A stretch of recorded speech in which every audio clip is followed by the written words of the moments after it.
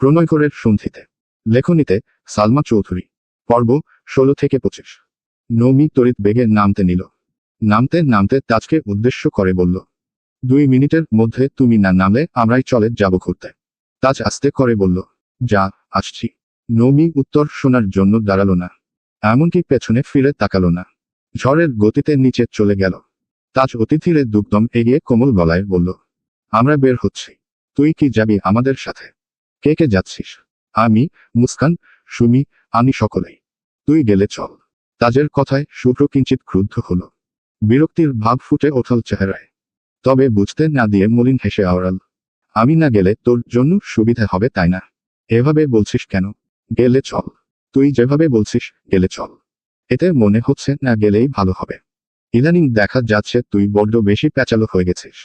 যা বলি সবেতেই কথা প্যাচাচ্ছিস। ঠিক আছে, রেডি হয়ে আয়, আমরা নিচে অপেক্ষা করছি। আমার জন্য অপেক্ষা করে শুধু শুধু সময় নষ্ট কেন করবি? চলে যা তোরা। কি সমস্যা বলতো? হয়েছে কি? শুভ্র গুরুগম্ভীর কণ্ঠে বলে ওঠল, তোরা সবকিছু আগে থেকে পরিকল্পনা করে রাখিস। কোথায় যাবি, কি করবি, কি খাবি সবকিছুর প্ল্যান থাকে। আমি কিছুই জানি না। আমাকে আগে থেকে জানানোর প্রয়োজনও মনে করিস না। শুভ্র কথা শুনে তাজের ঠোঁটে মুখে হাসির রেশ দেখা গেল। তাজ ফোনের স্ক্রিনে তাকিয়ে সময়টা দেখে নিল একবার। আরও কয়েক কদম এগিয়ে শুভ্র কাঁধে হাত রেখে স্বাভাবিক কণ্ঠে বলল, তুই যা ভাবছিস তার সবই ভুল।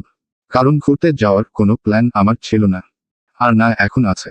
মুস্কান, আনিরা রেডি হয়ে বাসায় এসেছে। তার উপর আমাদের বাসার গুলো তো ঘুরতে যেতে এক পায়ে রেডি। মুস্কান আসতেই ওরাও পাগলামি শুরু করেছে। আব্বু চাচ্চুর আদেশ, ওদের নিয়ে ঘুরে আসো। আমার কি বলার আছে? শুভ্র ব্যগ্র কণ্ঠে বলতে শুরু করলো, আমি একটা বিষয় বুঝতে পারি না, এই বাড়ির সব নিয়মকানুন কবে পরিবর্তন হলো? এতদিন শুনেছি সন্ধ্যার পর এই বাড়ির কোনো মেয়ে বাসার বাইরে বের হয় না। এমনকি ছেলেরাও প্রয়োজন ছাড়া কোথাও যায় না। সব নিয়মকানুন হুট করে পরিবর্তন হয়ে গেল। কিন্তু কিভাবে? মুস্কান যবে থেকে ইন্টার পাশ করেছে তবে থেকে রাজনীতির গতি পাল্টে গেছে। আব্বুকে, ছোট চাচুকে এমনভাবে কনভিন্স করে তুই যদি একবার দেখতি।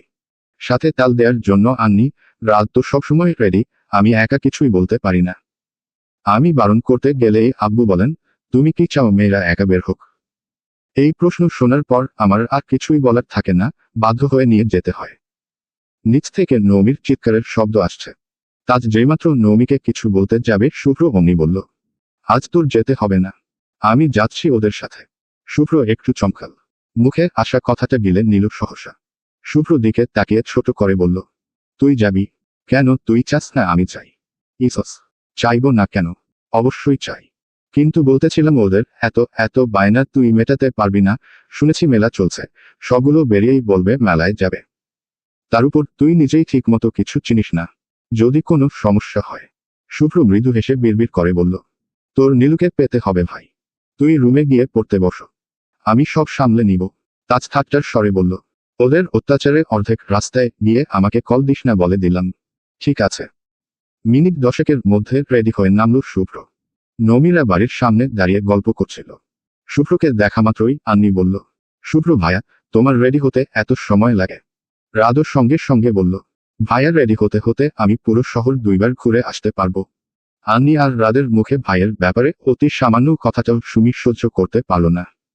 তাদের দিকে তাকিয়ে রুষ্ট গলায় বলল, মোটেই না। ভাইয়া অনেক দ্রুত রেডি হয়। রাত মজার ছলে বলল, সেটা তো আমরা দেখলামই। তাই না আন্নি আপু? হুম। নৌমি কপালে ভাঁজ ফেলে রাগী স্বরে বলল, থামবি তোরা। সবাই সঙ্গে সঙ্গে চুপ করে গেল। নৌমি শুভ্র দিকে তাকিয়ে আবারও প্রশ্ন করল, তামজিদ ভাইয়া কোথায়? ও যাবে না। সবাই একসঙ্গে বলে ওঠল, কিন্তু কেন? কাজ আছে ওর? তোদের মতো অকর্মা নাকি? পড়াশোনা বাদ দিয়ে রাত বিরাতে ঘুরতে বের হচ্ছিস? মেলায় গেলে রাতের বেলাতেই যেতে হয়। দিনের বেলায় আমাদের মতো অকর্মারাও ব্যস্ত থাকে। কথা না বাড়িয়ে চলো এখন। সবাই এগিয়ে গেলেও নৌমি সেখানেই দাঁড়িয়ে রইল। এক দৃষ্টিতে দরজার দিকে তাকিয়ে আছে। শুভ্র কয়েক পা এগিয়ে গিয়ে আবার থামল। নৌমির দিকে তাকিয়ে শান্ত গলায় বলল, কি হলো নৌমি, চলো। নৌমি মুখ গোমরা করে বলল, তামজিদ ভাইয়া আসছে না কেম এখনো? যাবে না? তামজিদ ভাইয়া না গেলে আমিও যাব না। তাজ ব্যস্ত, তুমি চলো। সবাই অটোতে উঠে পড়ছে। ভাইয়া তোমরা ঘুরে এসো। আমি অন্য কোনোদিন যাব। এটা কেমন কথা? তুমি না বললে সন্ধ্যার পর সবাই মিলে ঘুরতে যাবে। যাচ্ছি তো সবাই। চলো। সবাই কোথায়? তামজিদ ভাইয়া ছাড়া সবাই কিভাবে হয়? ভাইয়া না গেলে আমিও যাব না। এখন তুমি ভেবে দেখো ভাইয়াকে ডেকে আনবে নাকি আমাকে ছাড়া যাবে? অজানা অভিমানের শুভ্র দুচোখ জ্বলছে, মেজাজ খারাপ হচ্ছে। আনিদের দিকে এক নজর তাকিয়ে দেখল। সহসা নমির হাতটা শক্ত করে ধরে গুরুবার কণ্ঠে বলল, চলো। শুভ্র শক্ত হাতের টানে নমি হুমড়ি খেয়ে পড়তে নিল। যত্রতত্র নিজেকে সামলে পা বাড়ালো সামনের দিকে। শুভ্র শক্ত হাতের বাঁধন দ্বিগুণ শক্ত হলো। নমি কেবল হতভম্ব হয়ে রইল। কি বলবে ঠিক বুঝে উঠতে পারছে না। অটোরিকশার কাছে এসে শুভ্র বলল, উঠে বসো। নমি কপাল কুঁচকে বিরক্তির স্বরে বলল, তুমি যা বলবে আমার কি তাই করতে হবে? পাশ থেকে আন্নি জিজ্ঞেস করল, কি হয়েছে আপু? শুভ্র কণ্ঠস্বর নরম করে বলল, প্লিজ কথা না বাড়িয়ে চলো। আগে তুমি বলো, তুমি যা বলবে আমার কি তাই করতে হবে? আমি আসলে সেভাবে বলতে চাইনি।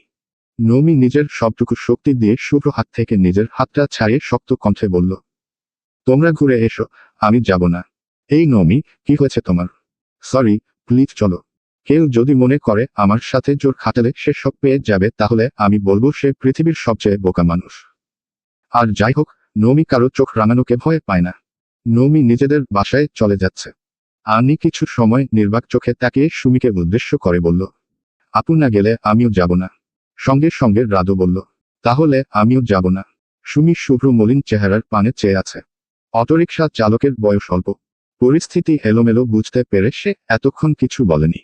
হঠাৎ পেছনে ফিরে সুমিদের দিকে তাকিয়ে বলল, আফা, আপনার ভাইরে বলেন আপনারা না গেলেও আমার অর্ধেক ভাড়া দেউন লাগবো। আপনার লাইগা আমি কতক্ষণ ধরে অপেক্ষা করত আছি। ছেলেটার মুখে আপনারা না গেলেও কথাটা শুভ্র মস্তিষ্কে আঘাত করল। মনে পড়ে গেল তাজের বলা কথাটা। তাজ বলেছিল, ওদের অত্যাচারে অর্ধেক রাস্তায় গিয়ে আমাকে কল দিস না বলে দিলাম। অথচ ওদের নিয়ে বাসা থেকে বেরি হতে পারছে না। দিশাবিশা না পেয়ে রাগে গোজগোজ করে তাজকে কল করল। তাজ কল রিসিভ করে ঠাট্টার স্বরে বলল, কি রে, এত তাড়াতাড়ি বিপদে পড়ে গেলি? কোন পর্যন্ত গিয়েছিস? অর্ধেক রাস্তা পেরিয়েছিস? শুভ্র রাগান্বিত কণ্ঠে বলল, এখনো বাসার বাইরে। কি? হুম। কেন? নমি রাগ করে বাসায় চলে গেছে। বাকিরা বলছে নমি না গেলে তারাও যাবে না। এখন আমি কি করব বুঝতে পারছি না। তাজ মুচকি হেসে বলল, ঠিক আছে তুই ওদের নিয়ে রওনা দে, আমি মুস্কানকে নিয়ে আসছি। শুভ্র সহসা বারণ করতে গেল, কিন্তু পরিস্থিতির কারণে সেটাও পারল না। রাগ হজম করে চুপচাপ মেলার উদ্দেশ্যে রওনা করল। অন্ধকারাচ্ছন্ন অন্তরিক্ষে ক্ষণে ক্ষণে বিদ্যুৎ চমকাচ্ছে। প্রকৃতির অস্থিরতা জানান দিচ্ছে বৃষ্টির আবহনী বার্তা। শুভ্র মুখ ফুলিয়ে অটোতে বসে আছে। আন্নি আর রাত গল্পের আসর জমিয়েছে পুরোপুরি। সুমি, রাফি দুজনেই চুপ করে বসে আছে। দুজনের মনোযোগ শুভ্র দিকে। রাফি নমিকে খুব ভালোভাবে চিনে।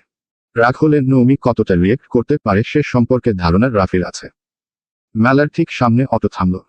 শুভ্র ভাড়া দিতে যাবে অমনি অটোওয়ালা ছেলে মজার ছলে বলে বসল, ভাই, আমারে কিন্তু 20 টাকা বোনাস দিতে হবে। শুভ্র অনিতপ্ত দুচোখে ছেলেটার দিকে তাকালো কেবল। পাশ থেকে রাফি বলল, 20 টাকা বেশি দিতে হবে কেন? বাহ, আপনাদের একজন আসেনি সে দায়ে কি আমার? আমার পুরো টাকা দিতে হবে। রাফি শুভ্র ক্রোধিত মুখের পানে চেয়ে মৃদু হেসে বলল, শুভ্র ভাইয়া, তুমি ওদের নিয়ে ভেতরে যাও, আমি ভাড়া দিয়ে আসছি। শুভ্র দীর্ঘ নিঃশ্বাস ছেড়ে নিজেকে কিছুটা সংযত করে রাফির দিকে না তাকিয়েই বলল, তোরা যা, আমি আসছি। রাফি রাতদের দিকে তাকিয়ে ইশারা করতেই সবাই দ্রুত হাঁটতে লাগলো। রাফি 1 পা 2 পা এগোচ্ছে আর বারবার শুভ্রকে দেখছে। শুভ্র চুপচাপ পকেট থেকে একটা 200 টাকার নোট বের করে ছেলেটার হাতে দিয়ে গুরুগম্ভীর কণ্ঠে বলল, সবটাই রেখে দাও। ছেলেটা সহসা শুভ্র মুখের দিকে তাকিয়ে মুচকি হাসল, পরপর 200 টাকার নোটটা দেখতে দেখতে বলল, ভাই, আপনি খুব ভালো। প্রত্যুত্তরে শুভ্র কিছুই বলল না। ঘুরে দাঁড়াতেই রাফির মুখোমুখি হলো। রাফি ভ্রু গুটিয়ে চেয়ে আছে। শুভ্র আলগোছে ভ্রু নেড়ে জানতে চাইল, এভাবে চেয়ে আছিস কেন? তুমি এত টাকা বেশি দিলে কেন? এমনি দিয়েছি। বাদ দে, ভেতরে চল। নমি আপুর উপর রাগ করে তুমি 80 টাকা বেশি দিয়ে দিলে। তুমি জানো এই টাকা দিয়ে 16টা কলম কেনা যেত। সেই কলম দিয়ে আমার 2 মাস অনায়াসে চলে যেত। শুভ্র বিরক্তি নিয়ে তাকিয়ে বলল, 16টা কলম এক্ষুনি কিনে দিচ্ছি তোকে। কলম কিনে দিলে তো হবে না। আমি বাসায় গিয়ে আব্বু, চাচু, বড় চাচু সবাইকে এই কথা বলবো। তুমি দুহাতে টাকা খরচ করো অথচ আমাকে 2 টাকাও দাও না। 2 টাকা লাগবে তোর? না। তাহলে দিবে যখন 50 টাকা দাও। কি করবি? রাফি আমতা আমতা করে বলল, কিছু না। তোমাকে বলা যাবে না। না বললে দিব না। আগে বল। সত্যি কথা বললে 50 না তোকে 100 টাকা দিব। তুমি তাজ ভাইয়াকে বলবেন না তো? আচ্ছা বলবো না। বল এখন। নমি আপুকেও বলতে পারবে না? বলবি আগে। আমার ফোনে টাকা শেষ। ফ্রেন্ডের সঙ্গে কথা বলতে পারছি না। মিস কলও দিতে পারছি না। এই তোর 16টা কলম কেনার ইতিহাস। ফ্রেন্ড নাকি গার্লফ্রেন্ড সত্যি করে বল। বিশ্বাস করো, ভালো বন্ধু। মানে বান্ধবী। আর কিছুই না। শুভ্র আনমনে হেসে তাচ্ছিল্যের স্বরে বলল, তোরও ভালো বান্ধবী আছে। রাফি কথাটা ঠিকমতো শুনেনি। শোনার জন্য প্রশ্ন করল, কি বললে? কিছু না। চল এখন। দিবে কি না বললে না। নিয়ে যাস। এদিকে নমির রুমের বেকনিতে রাখা চেয়ারটাতে হেলান দিয়ে বসে আছে। স্থির নেত্রে আকাশের বিদ্যুৎ চমকানো দেখছে। তাজগ্রিলের পাশে দাঁড়িয়ে আস্তে করে গলা খাকারি দিল। কিন্তু নমির কর্ণকুহরে তা পৌঁছালো না। তাজ আস্তে করে ডাকল, মুস্কান। নমির মনোযোগে বিঘ্ন ঘটায় কিঞ্চিত বিরক্ত হলো। আর চোখে তাকিয়ে তাজকে এক নজর দেখে পুনরায় আকাশের বিদ্যুৎ চমকানো দেখায় মনোযোগ দিল। তাজ রয়সয়ে শ্বাস ছেড়ে আবারও ডাকল, এই মুস্কান। কি চাই? তাজ মুচকি হেসে জিভ দিয়ে ঠোঁট ভিজিয়ে ঠাট্টার স্বরে বলল, তোমাকে চাই। এসব ডপ অন্য কোথাও গিয়ে দাও প্লিজ। সত্যি বলছি, আমার তোমাকেই চাই। নমি চোখ পিটপিট করে তাজের দিকে তাকাতেই তাজ বিড়বিড় করে গান গাইতে শুরু করল, যদি সত্যি জানতে চাও, তোমাকে চাই, তোমাকে চাই। যদি মিথ্যে মানতে চাও, তোমাকেই চাই। তাজের ভাঙা ভাঙা কণ্ঠের গান শুনে নমি অন্যমনস্কভাবেই হেসে ফেলল। নমির মুখে হাসি দেখে তাজ স্বস্তির নিঃশ্বাস ছাড়ল। গান থামিয়ে শান্ত গলায় বলল, যাক বাবা, রাগ কমেছে তাহলে। আর 2টা লাইন গাইলে ফুপ্পি এখনই ঝাড়ু নিয়ে আসতো। নমি হাসতে হাসতে বলল, তোমাকে কে বলেছে এমন ফাটা বাঁশের সুরে গান গাইতে? তোর মুড অফ থাকলে আমার ভালো লাগে না। তুই কি তা জানিস না? আহা, হঠাৎ এত ভালোবাসা দেখাতে আসলে যে ব্যাপার কি? তোকে ভালোবাসতে কি কারণ লাগবে আমার? নমি নাকমুখ কুচকে বিরক্তির ভাব নিয়ে বলল, নীলু ভাবিকে ভুলে এই ভর সন্ধে বেলায় আমাকে ভালোবাসতে আসলে বিষয়টা ঠিক সুবিধা লাগছে না। ভাবসাব বাদ দিয়ে মূল পয়েন্টে আসো। কি জন্য এসেছ?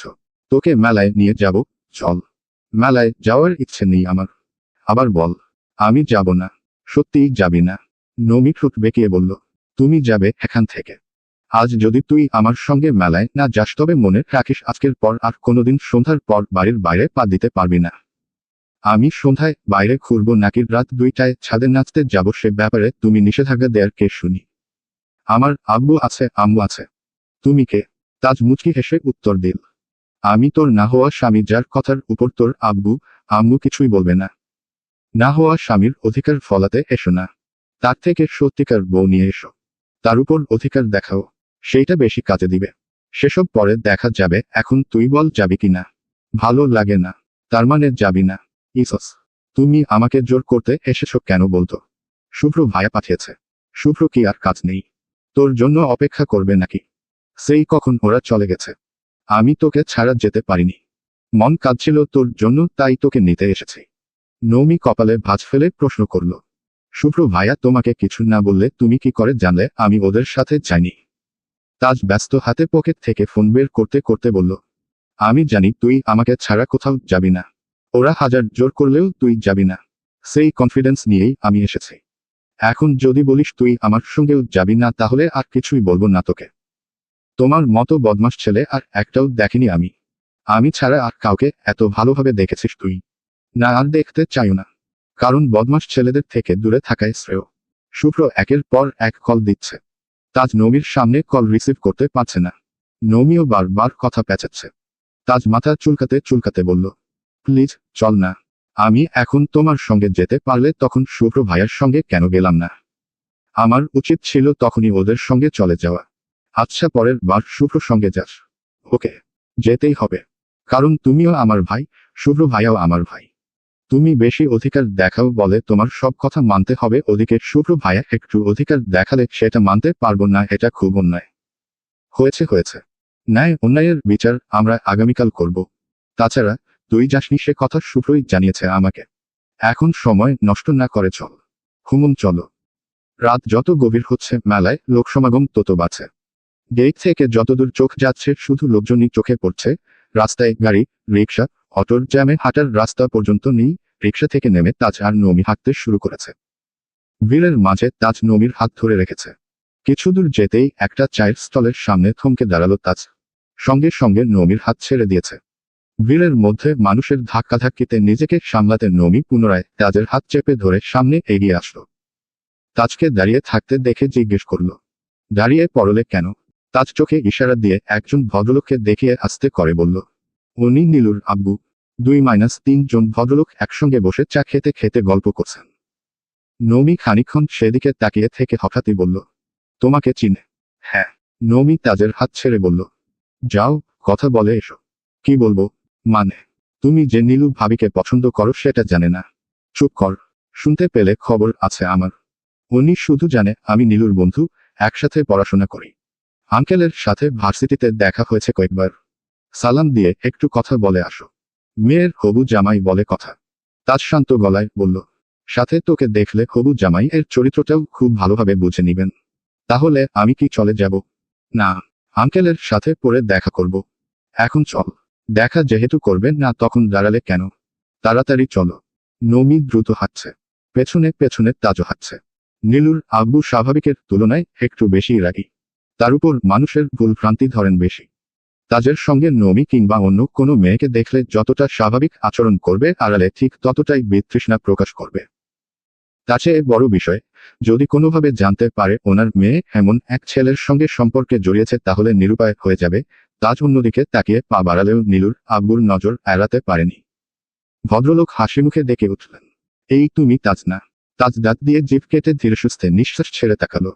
তাজকে ডাকতে শুনে নৌমিও সেদিকে তাকালো। ভদ্রলোক হাসিমুখে ডাকলেন, এদিকে আসো। তাজের সঙ্গে সঙ্গে নৌমিকেও ইশারা করলেন। তাজ সালাম দিয়ে ওনার সঙ্গে কথা বলতে লাগলো। নৌমি গুটি গুটি পায়ে এগিয়ে এসে তাজের পেছনে দাঁড়ালো। বিড়বিড় করে বলল, ভাইয়া, আমি কি মেলায় চলে যাব? তাজ উত্তর দেয়ার আগে নীলুর আব্বু জিজ্ঞেস করলেন, সে কি তোমার বোন নাকি? জি আঙ্কেল। ভদ্রলোক কৌতূহলবশত আবারও জিজ্ঞেস করলেন, আমি তো শুনেছিলাম তোমার ছোট বোন নেই। তাজ পকেট থেকে নিজের ফোন বের করে নৌমিকে দিল। স্বাভাবিক কণ্ঠে বলল, শুভ্রকে কল দে, ওরা কাছাকাছি আছে বোধহয়। নৌমি নীলুর আব্বুকে সালাম দিয়ে দ্রুত প্রস্থান করল। তাজ মৃদুস্বরে বলল, সে আমার কাজিন। বাহ, বেশ মানিয়েছে তোমাদের। না না আঙ্কেল, আপনি যেমনটা ভাবছেন তেমন কিছুই না। ও আমার বোনের মতো। আমরা সব কাজিনরা মিলে মেলায় এসেছি। বাকিরা সামনেই আছে। ও আচ্ছা আচ্ছা, কোনো ব্যাপার না। তোমাকে একটা গুরুত্বপূর্ণ কথা বলার আছে। তার জন্যই এত ভিড়ের মধ্যেও ডেকে আনলাম। তাজের বুক ধুকপুক করছে, কি থেকে কি বলবে তার ঠিক ঠিকানা নেই। নীলুর আব্বু তাজের হাত ধরে এক কর্নারে নিয়ে গেলেন।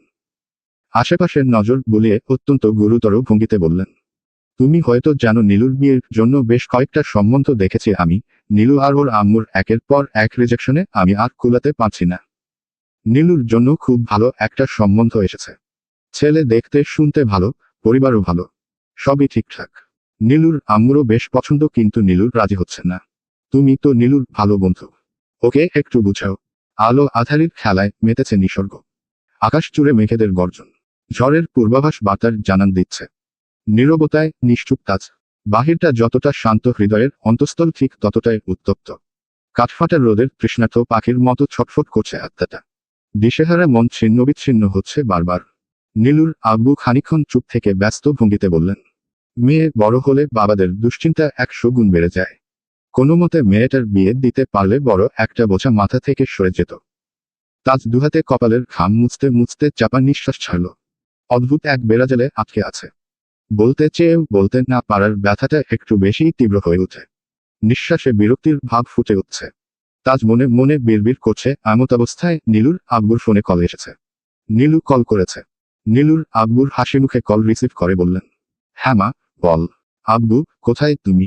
তোর বন্ধু তাজের সঙ্গে কথা বলছিলাম। আব্বুর মুখে এমন কথা শুনে নীলু রীতিমতো হতভম্ব হয়ে গেল।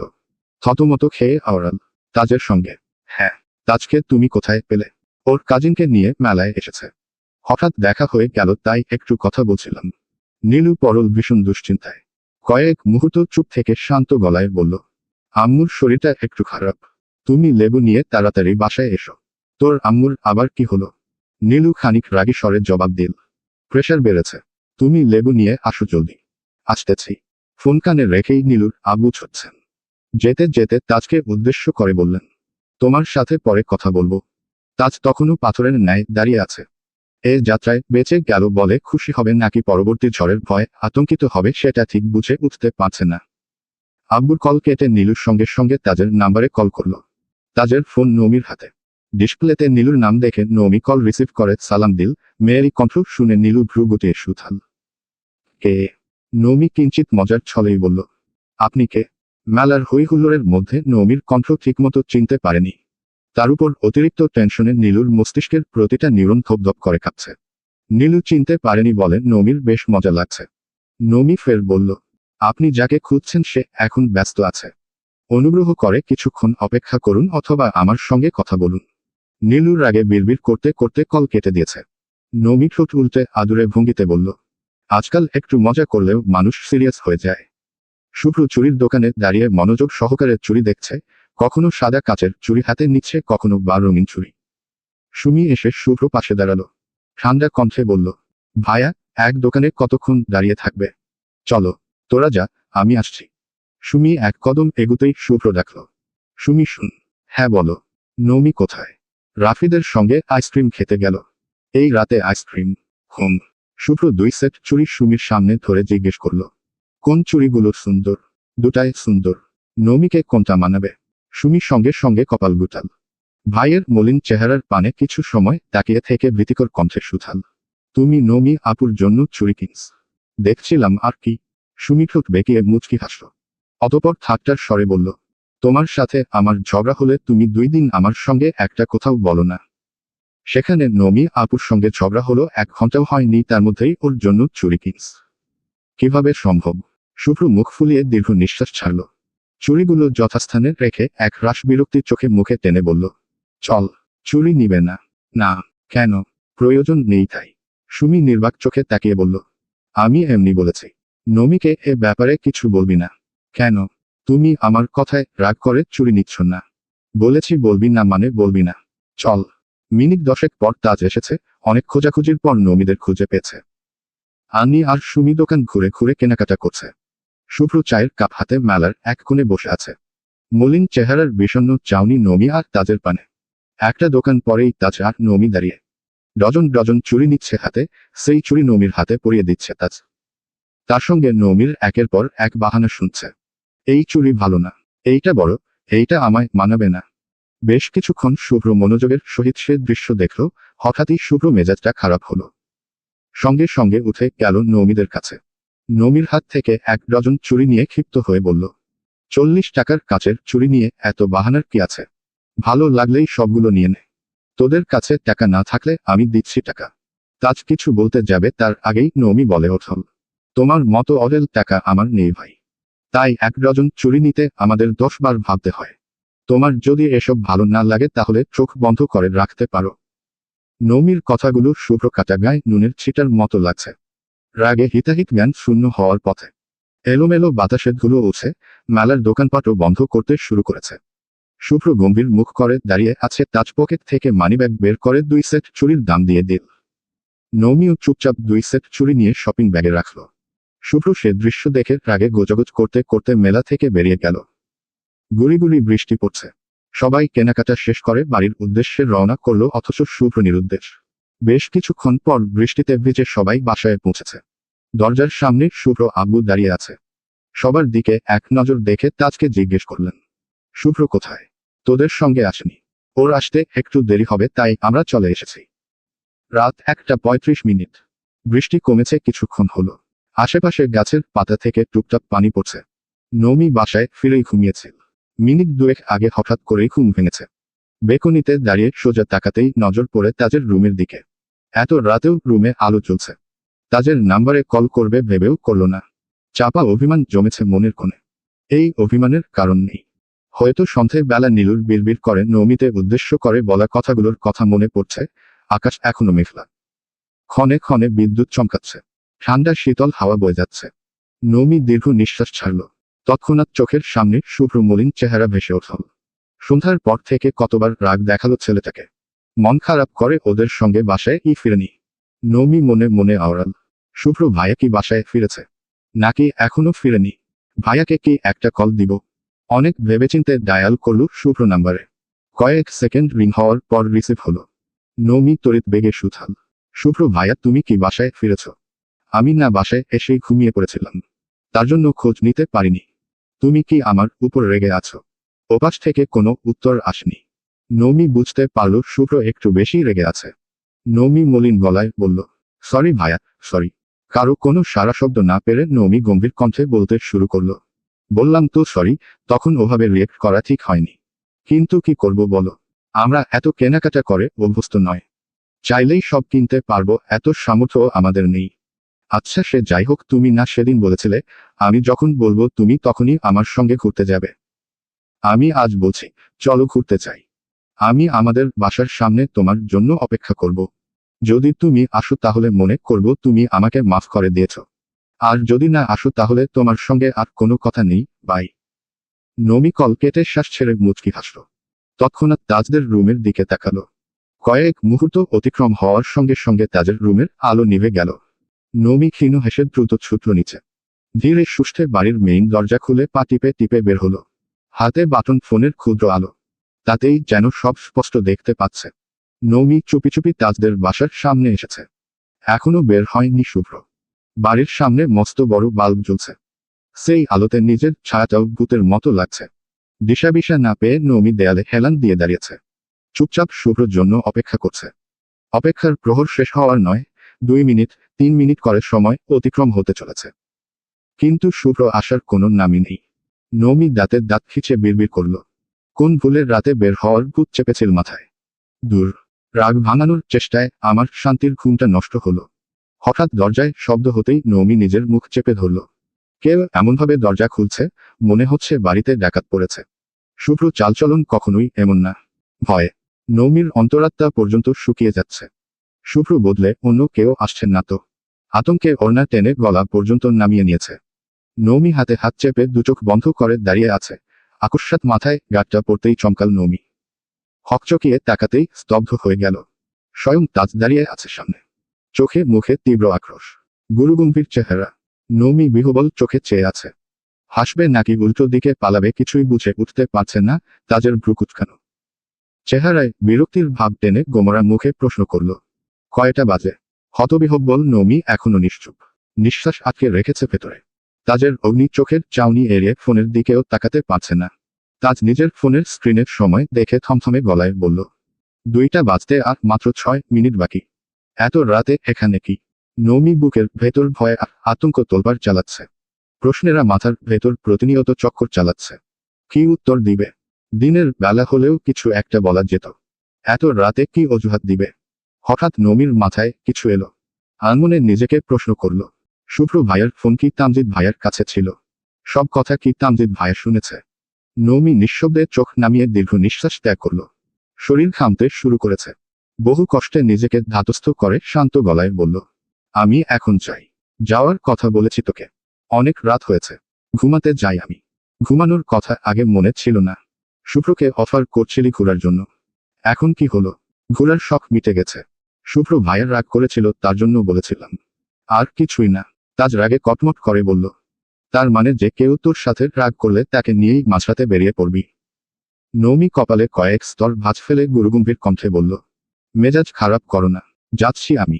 নৌমি এক পা বাড়াতেই তাজ শক্ত হাতে নৌমির হাত চেপে ধরল। একটানে নৌমিকে নিজের সামনে দাঁড় করাল। নৌমি কিছু বলার পূর্বেই তাজ বলে উঠল, আমার সাথে চোখ রাঙিয়ে কথা বলার সাহসকে দিয়েছে তোকে? প্লিজ ভাইয়া, ছাড়ো। তাজের ভাবাবেগ অপরিবর্তিত। রাগান্বিত কণ্ঠে হুঙ্কার দিল, সবকিছুতে বাড়াবাড়ি ঠিক না নৌমি। তুই এখন আর ছোট্ট নৌমি নেই। যাকে তাকে চোখ বন্ধ করে ভরসা করাটা বন্ধ কর, প্লিজ। তোর উনচণ্ডী স্বভাব যেন গুরুতর কোনো ক্ষতির কারণ না হয়। তাজের রাগী কণ্ঠস্বর করুণ হয়ে আসে। কণ্ঠে কোমলতা মিশিয়ে ফের বলে, তোর জন্য আমার বড্ড চিন্তা হয় নৌমি। নৌমির দুচোখ তাজের অভিমুখে অসহায়ের মতো চেয়ে আছে দুজনেই। ভালোবেসে ডাকা মুস্কান নাম নৌমিতে এসে থেকেছে সে খেয়াল করেনি কেউই।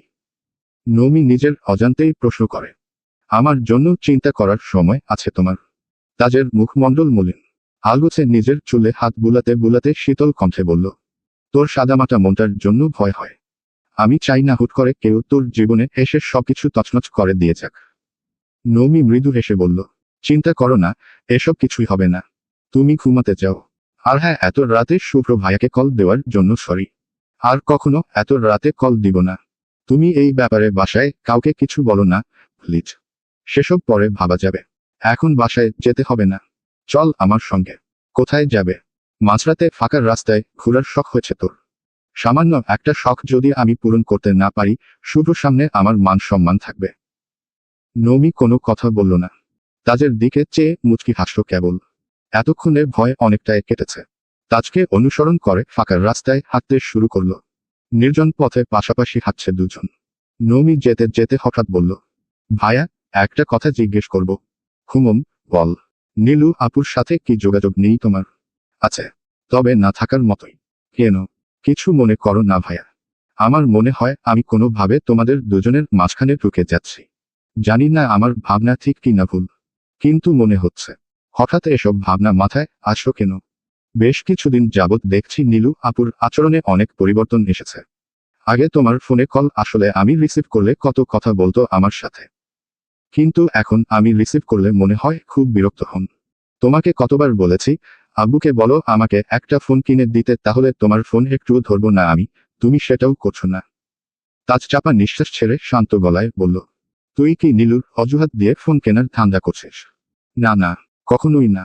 ফোন কেনার জন্য নীলু আপুর অজুহাত দিতে হবে না আমার। তাহলে ওর কথা কেন উঠছে? তুমি নীলু আপুকে বিয়ে করে নিয়ে আসো প্লিজ। হঠাৎ এই কথা নমি আমতা আমতা করে বলতে শুরু করলো। আমার বান্ধবী আছে না, রাহা। হুম, কি হয়েছে? রাহার বড় আপুর বিয়ে ঠিক হয়েছিল এই মাসের ২৬ তারিখ। আপুদেরও পছন্দের বিয়ে, ৬ বছরের সম্পর্ক। বিয়ের শপিংও প্রায় শেষ। হুট করে তাদের বিয়ে ভেঙে গেছে।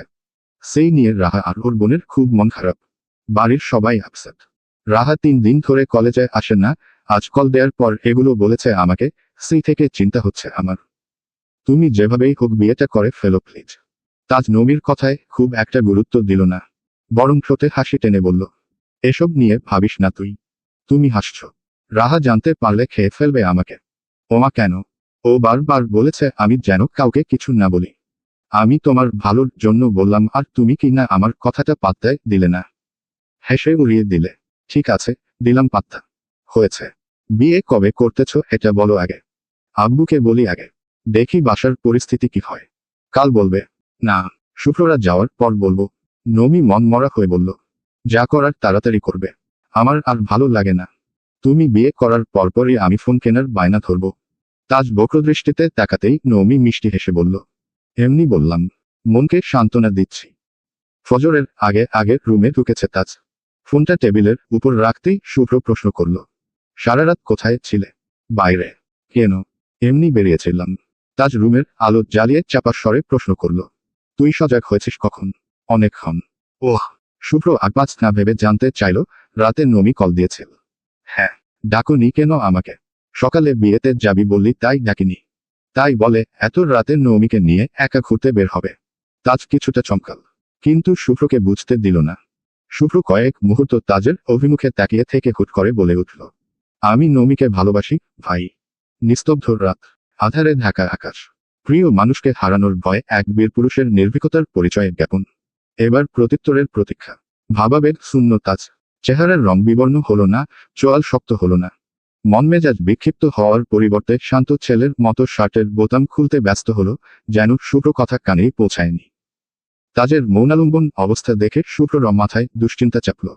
নৌমিকে ভালোবাসে বলার বদলে অন্য কোনো মেয়ের নাম নিয়ে ফেলে নিত। তাজ হালকা রঙের একটা টি শার্ট পরে ওয়াশরুমে চলে গেল। এদিকে শুভ্র মাথায় রক্ত উঠে যাচ্ছে। তাজের রিয়াকশন নেই কেন? তাজ কি কিছু শুনেনি? বাকি কথা শুনলে এই কথা কেন শুনবে না? দূর দূরান্তের একটা মসজিদে ফজরের আজান দিচ্ছে। তখনই তাজের ফোনে নমির কল এলো। ফোন ভাইব্রেট হতেই শুভ্র ফোন হাতে নিল। মুস্কান নামের সাথে নমির শাড়ি পরা সুন্দর একটা ছবি সেট করা। শুভ্র মেজাজ চরম মাত্রায় খারাপ হলো। ক্ষণিকের ব্যবধানে তাজের উপর রাগ তীব্র হতে লাগল। কল রিসিভ করে ফোন কানে ধরতেই ওপাশ থেকে নমি বলল, সরি, তোমাকে ধন্যবাদ দিতে মনে ছিল না। অনেক অনেক ধন্যবাদ তোমাকে। দোয়া করি তোমার মনের সব ইচ্ছে পূরণ হোক, আমিন। শুভ্র দাঁতের দাঁত পিষছে। নমি ফের বলল, বলো আমিন। শুভ্র আমিন বলছে না, উল্টো নিজের উপর নিয়ন্ত্রণ হারাচ্ছে। দুচোখ রক্তাভ, চাউনিতে পরিষ্কার রুষ্টতা। তাজ ওয়াশরুম থেকে বেরিয়ে এক ঝটকায় শুভ্র হাত থেকে নিজের ফোন কেড়ে নিয়ে রাগান্বিত কণ্ঠে চেঁচিয়ে উঠল, কাকে কল দিয়েছিস? আমি কাউকে কল দেয়নি। নমি আমতা আমতা করে বলল, হ্যালো। তাজ স্বাভাবিক কণ্ঠে বলল, হ্যাঁ বল। আমিন বলতে বলেছি তোমাকে। তাজ আগে পিছে না ভেবেই বলে দিল, আমিন। কিন্তু কেন? আগে কি বলেছি শুনোনি তুমি? না, আবার বল। এক কথা বারবার বলতে ভালো লাগে না। ঘুমাস না কেন? ঘুম উড়ে গেছে নীল আকাশে। ভণ্ডামি রেখে ঘুমাতে যা। শুভ্র খড়খড়ে গলায় তাজকে ধমক দিল। নিজে ভণ্ড অন্যকে কি সাজেশন দেস তুই? শুভ্র কথা শুনে নমি মিষ্টি হেসে জিজ্ঞেস করল। শুভ্র ভাইয়া কি সজাগ? হ্যাঁ। ভাইয়াকে ফোনটা দাও তো। কেন? আরে দাও তুমি। তাজ অনিচ্ছা সত্ত্বেও শুভ্র হাতে ফোন দিল। শুভ্র মৃদুস্বরে আওড়াল। কি ব্যাপার? তুমি নাকি সকালে বিয়েতে যাবে? হ্যাঁ। তোমায় কে বলল? তামজিৎ ভাইয়া বলেছে। তা কখন যাবে? 11টার দিকে। নৌমি কৌতূহলী কণ্ঠে আওড়াল। সেই জন্যই কি ভোররাতে উঠে বসে আছো? না, সেজন্য না। রাতে কল দিয়েছিলে আমাকে। নৌমি আশ্চর্য চোখে চাইল। উচ্ছ্বসিত কণ্ঠস্বর তৎক্ষণাৎ নিভে এলো। কি উত্তর দিবে? এত রাতে কল দেওয়ার কারণে তাজ যে ইচ্ছে মতো জেরেছে সেই কথা তো শুভ্রকে বলা যাবে না। যদি বলে ঘুরতে যাওয়ার জন্য কল দিয়েছিল তাহলে তো আরেক বিপদ। 2 দিন পর যদি মাঝরাতে কল দিয়ে বলে চলো ঘুরে আসি, তখন কি বলবে? তাজ তো গলা টিপে মেরাই ফেলবে। নৌমি কিছুক্ষণ চুপ করে রইল, গলা ঝেড়ে শান্ত গলায় বলল। হ্যাঁ, তোমার খোঁজ নেওয়ার জন্য কল দিয়েছিলাম। তারপর তামজিৎ ভাইয়া বলল তুমি ঘুমে তাই আর বিরক্ত করিনি। ও আচ্ছা। শুভ্র ভাইয়া, শুনো। হুম্মম বলো। তুমি না বলেছিলে আমাদের সবাইকে নিয়ে ট্যুরে যাবে? হ্যাঁ যাব তো। বিয়ের ঝামেলা মিটিয়ে আসি তারপর যাব। তাজ গম্ভীর কণ্ঠে আওড়াল। কোথায় যাবি? শুভ্র ঠোঁটের কোণে হাসি টেনে বলল। সে কথা তোকে বলবো কেন? আমার আর নৌমির সিক্রেট প্ল্যান। তার সঙ্গে সঙ্গে কপাল কুঁচকাল। শুভ্র থেকে ফোন নিতে চাইল, কিন্তু এবার আর পারল না। শুভ্র শক্ত হাতে ফোন ধরে রেখেছে আর মুচকি মুচকি হাসছে। তাজ অগ্নি চোখে শুভ্র দিকে তাকালো। কিছু না বলেই বারান্দায় চলে গেল। নৌমির রুমে এখনো আলো জ্বলছে। ভারী পর্দা ভেদ করেও তা স্পষ্ট বোঝা যাচ্ছে। কাচের জানালার এক পার্ট খোলা। তাজ কণ্ঠস্বর দ্বিগুণ ভারী করে জোরে চিৎকার দিল। নৌমি, 10 সেকেন্ডের মধ্যে রুমের আলো না নিভলে তোর সব প্ল্যানের 12টা বাজাবো আমি। কথা সম্পূর্ণ শেষ হওয়ার পূর্বেই রুমের আলো নিভে গেল। তাজ তখনও বারান্দায় দাঁড়ানো। কয়েক সেকেন্ডের মধ্যে জানালার পর্দা কিছুটা সরে গেল। নৌমির উত্তর এলো। 10 মিনিটের মধ্যে তুমি না ঘুমালে আমিও মামাকে বিচার দিব। কথাটা বলেই পর্দা ছেড়ে দিল। তাজ মুচকি হেসে রুমে ঢুকল। শুভ্র হাতে তাজের ফোন। নমি কল কেটেছে অনেকক্ষণ আগে। শুভ্র মুখ গোমরা অথচ তাজের মুখে বিশ্বজয়ের হাসি। শুভ্র বিছানায় হেলান দিয়ে তপ্ত স্বরে আওড়াল। তোকে কি বলেছি? শুনিসনি? তাজের সাদামাটা জবাব। শুনেছি। কিছু বললি না যে? কি বলবো?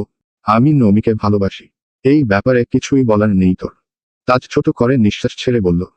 যে নিজেকে ভালোবাসতে পারে না, তার অন্য কাউকে ভালোবাসার আগে লক্ষ কোটি বার ভাবা উচিত। তুই এখনো 10-12ই ভাবিসনি, সময় নেই, ধৈর্য ধর, লক্ষ কোটি বার চিন্তা কর। তারপর মনকে জিজ্ঞেস করবি, নিজেকে ভালোবাসতে পেরেছিস কিনা। কি বলতে চাচ্ছিস? আমি কি বলতে চাচ্ছি সেটা বুঝার বয়স তোর হয়েছে, শুভ্র। আবেগে ভেসে নিজের জীবনের সাথে সাথে একটা নিষ্পাপ জীবনকে ধ্বংস করার চেষ্টা করিস না। আগে নিজে মানুষ হ, তারপর। আমি কি অমানুষ? তাজ মুচকি হেসে বলল। তুই যা ঠিক মনে করিস। মানে? তাজ আর কথা বাড়ালো না। চুপচাপ আলো নিভিয়ে শুয়ে পড়ল। নমি ঘুম থেকে উঠে না খেয়েই ভার্সিটিতে চলে গেছে। গুরুত্বপূর্ণ ক্লাস আছে আজ। শুভ্র, সুমিরা তাদের কাজিনের বিয়ের উদ্দেশ্যে রওনা দিয়েছে। পার্কের এক কোণে তাজ বসে আছে। টিউশনে থাকাকালীন নীলু কল দিয়েছিল। দেখা করার জন্য খুব করে রিকোয়েস্ট করছিল। নীলুর কথা মতোই পার্কে উপস্থিত হয়েছে। কিছুক্ষণ বাদেই নীলু এসেছে। তাজ দুচোখ বন্ধ করে বসে আছে। নীলু তাজের কাঁধে হাত রাখতেই চমকাল তাজ। ঘাড় ফিরিয়ে চাইল একবার, মৃদুস্বরে বলল। এসো। নীলু জিজ্ঞেস করল। কখন এসেছ? 20 মিনিট হতে চলল। সরি, একটু দেরি হয়ে গেল। No problem. বলো। আগামী সপ্তাহে আমার বিয়ের তারিখ ঠিক হবে। তাজের হৃৎপিণ্ডটা ধপ করে উঠল। বক্রদৃষ্টিতে নীলুর দিকে তাকিয়ে প্রশ্ন করল। এই কথা শোনাতে এসেছ আমায়? তুমি কিছু করো নয়তো বিয়েতে দাওয়াত খেতে এসো। বাহ, কি অসাধারণ কথা। আমি বারবার বলেছি তোমাকে আঙ্কেলের সাথে কথা বলি আমি। কিন্তু না, তুমি সবসময় আমাকে আটকে রেখেছ। কথা বলতে দাওনি, বারবার বলেছ পারিবারিকভাবে সম্বন্ধ না আসলে তোমার কিছুই করার নেই। একটা বার কথা বলার সুযোগই দিচ্ছ না। তোমার আব্বু আমার মতো জবলেস ছেলের কাছে বিয়ে দিবেন কি না সেটাও তো আমার জানা দরকার। আমার বাবাকে নিয়ে গেলেই যে উনি রাজি হবেন সেটাও তো নিশ্চিত নয়। আমার আব্বু যে অসুস্থ এই খেয়াল কি তোমার আছে? এতদিনে এসে বলছো কিছু করার হলে করতে। তুমি আমার আব্বুকে চিনো না, তাজ। তোমার আব্বুকে আমি খুব ভালো মতো চিনি। বরং দিনকে দিন তোমাকে আমার অচেনা লাগছে। তুমি কি সত্যি সেই নীলু? যে আমার পেছনে পাগলের মতো ছুটত, আমাকে নিজের করে পাওয়ার জন্য দেওয়ানা হয়েছিল। আজ কোথায় গেল সে? ইচ্ছে হলে যোগাযোগ করো, ইচ্ছে হলে দিনের পর দিন ফোন বন্ধ করে রাখো। তুমি কি আদৌ আমাকে বিয়ে করতে চাও? নীলু অন্যদিকে মুখ করে নিভু নিভু কণ্ঠে বলল, আমি বাসায় কিছু বলতে পারবো না। আব্বুর চোখে চোখ রেখে কথা বলার সাহস আমার নেই। তোমার বলতে হবে না, আমি কথা বলি। না, তোমাকে প্রথম প্রশ্নটাই করবে, তোমার যোগ্যতা কি? কি উত্তর দিবে তুমি? আমি 3টা পরীক্ষার রিটেন দিব, 2টার ভাইবা দিব, ইনশাআল্লাহ সবকিছু ঠিক থাকলে একটা না একটা চাকরি হবে আমার। এখন তো তুমি বেকার। তাজ জোরে নিঃশ্বাস ছেড়ে প্রশ্ন করল, তবে কেন এসেছো আমার কাছে? কি চাও তুমি? আমি শান্তি চাই তাজ। শান্তি? তাজ উঠে দাঁড়ালো, ভারী কণ্ঠে জিজ্ঞেস করল, তুমি কি আমাকে বিয়ে করতে চাও কি না বলো? হ্যাঁ অথবা না বলো। না মানে?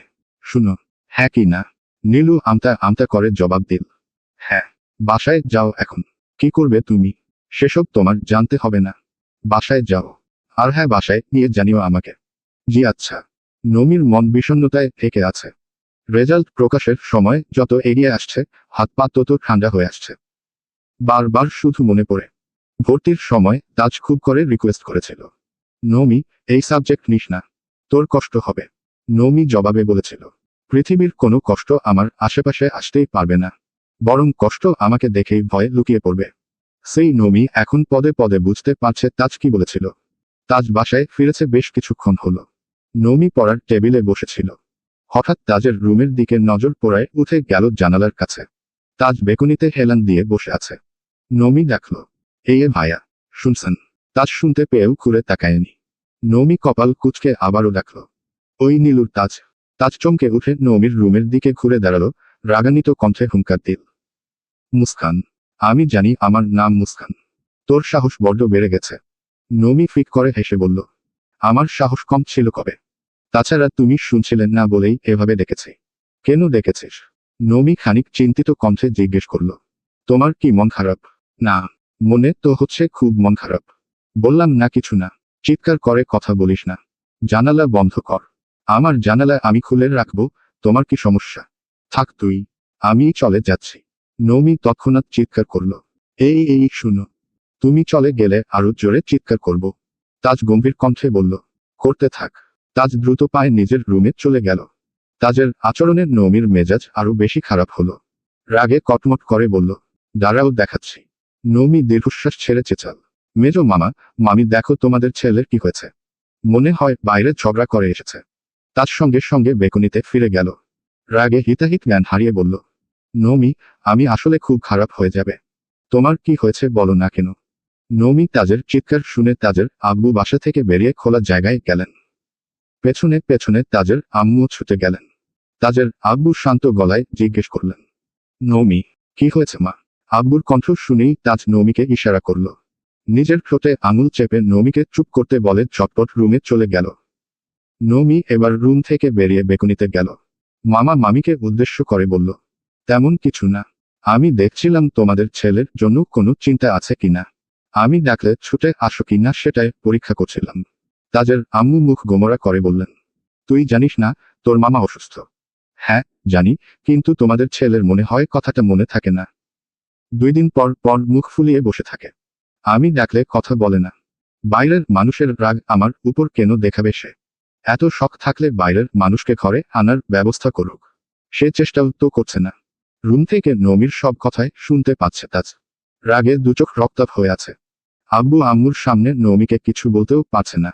তাজের আম্মু চিন্তিত হয়ে জানতে চাইল, কি বলেছিস? ঠিক বুঝতে পারিনি। বাসায় এসে কথা বল। দেখছি বিষয়টা। আমি 3 দিন তোমাদের বাসায় যাব না। কেন? তোমার ছেলের সাথে রাগ করেছি।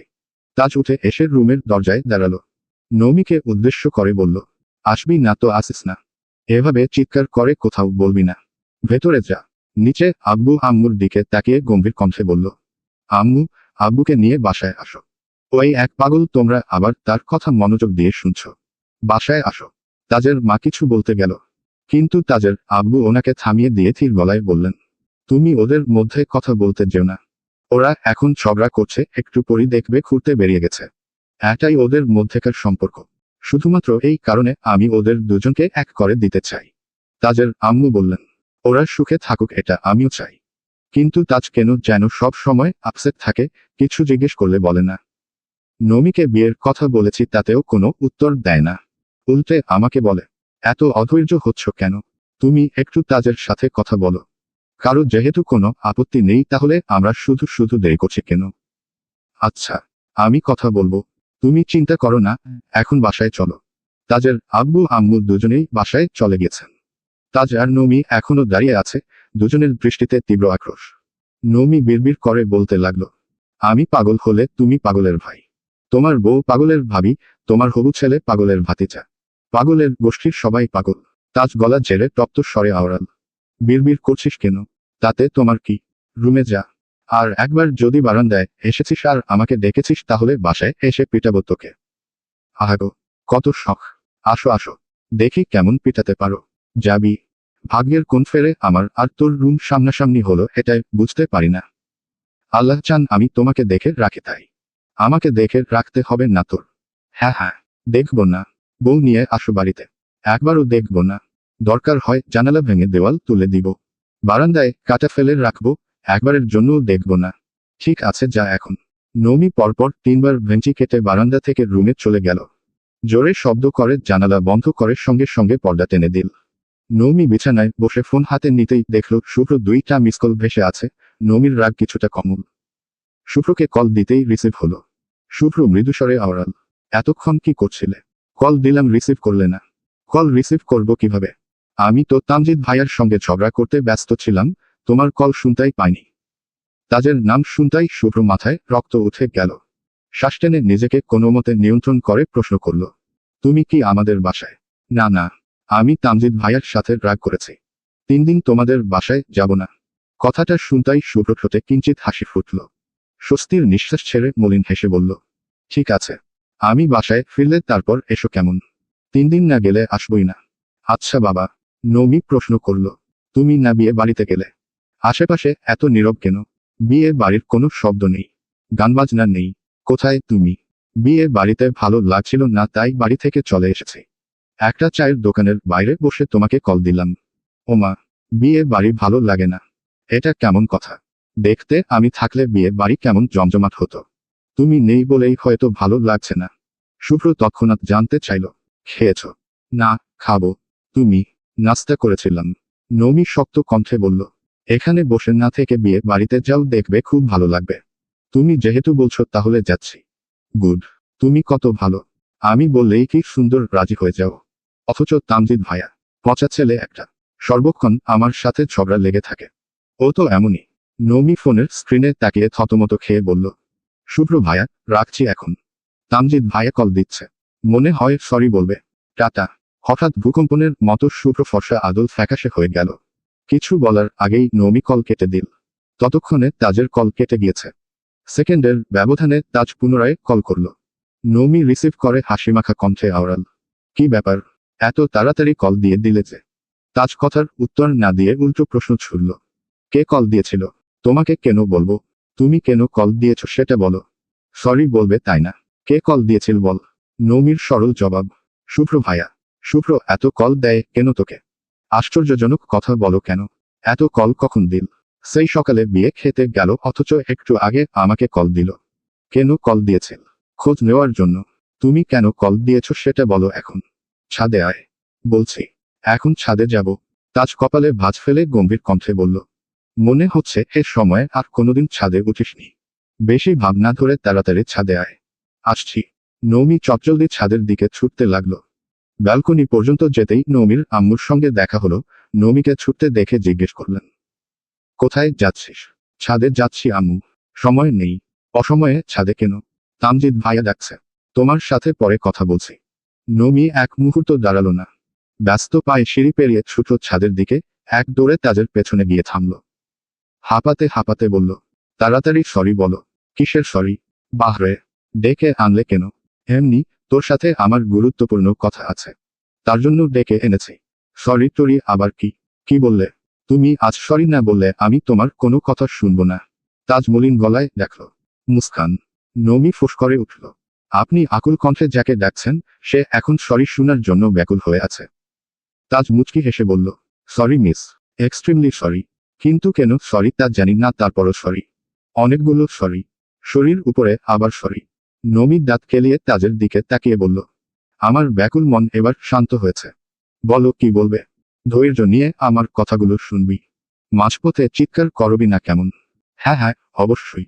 তাজ আশপাশের নজর বুলালো, চোখের ইশারায় নৌমিকে বসতে বলল।